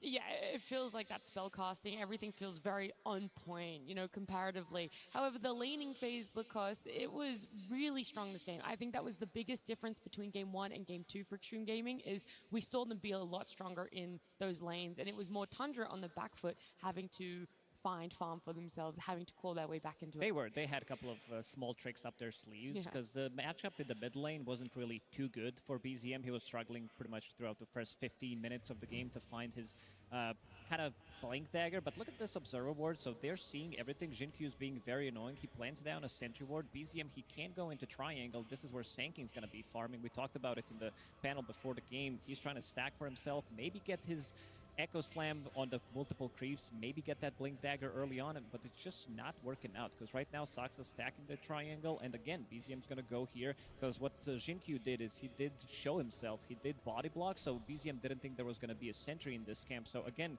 he doesn't get the stack, and he's farming only 1 camp at the time, which is super slow, and then 11 minutes in, you have them trying to invade, so they go with the Fatal Bonds, they're going to be trying to steal the XP, they know that they want BZM to get this Blink Dagger, they want to use this Echo Slam, he's only level 6, 11 minutes into the game, which is something that doesn't usually happen. They're going to be stealing a couple of creeps away from him, but you can tell that Extreme Gaming, they have a very good read on the game, where they're going to be playing and how they're going to be playing the game. And that was going into this, we knew that Sand King, Shaker, heroes that love to take stacks, how exactly are Extreme Gaming going to deal with it? And it felt like they weren't really focusing on that try. They actually wanted them to get those stacks and was like, we don't have to take the last hits, we just have to make them get less from it, Jenkins. Exactly. I think the idea there is like, you just look at the amount of heroes that Tundra had to bring to defend that. We talked about the Sand King and the Earthshaker. You don't want a Sand King just watching his mid take stacks. That doesn't feel good at all. Like, Tundra had to allocate so many resources. And this is another thing when it comes to Extreme's decision making.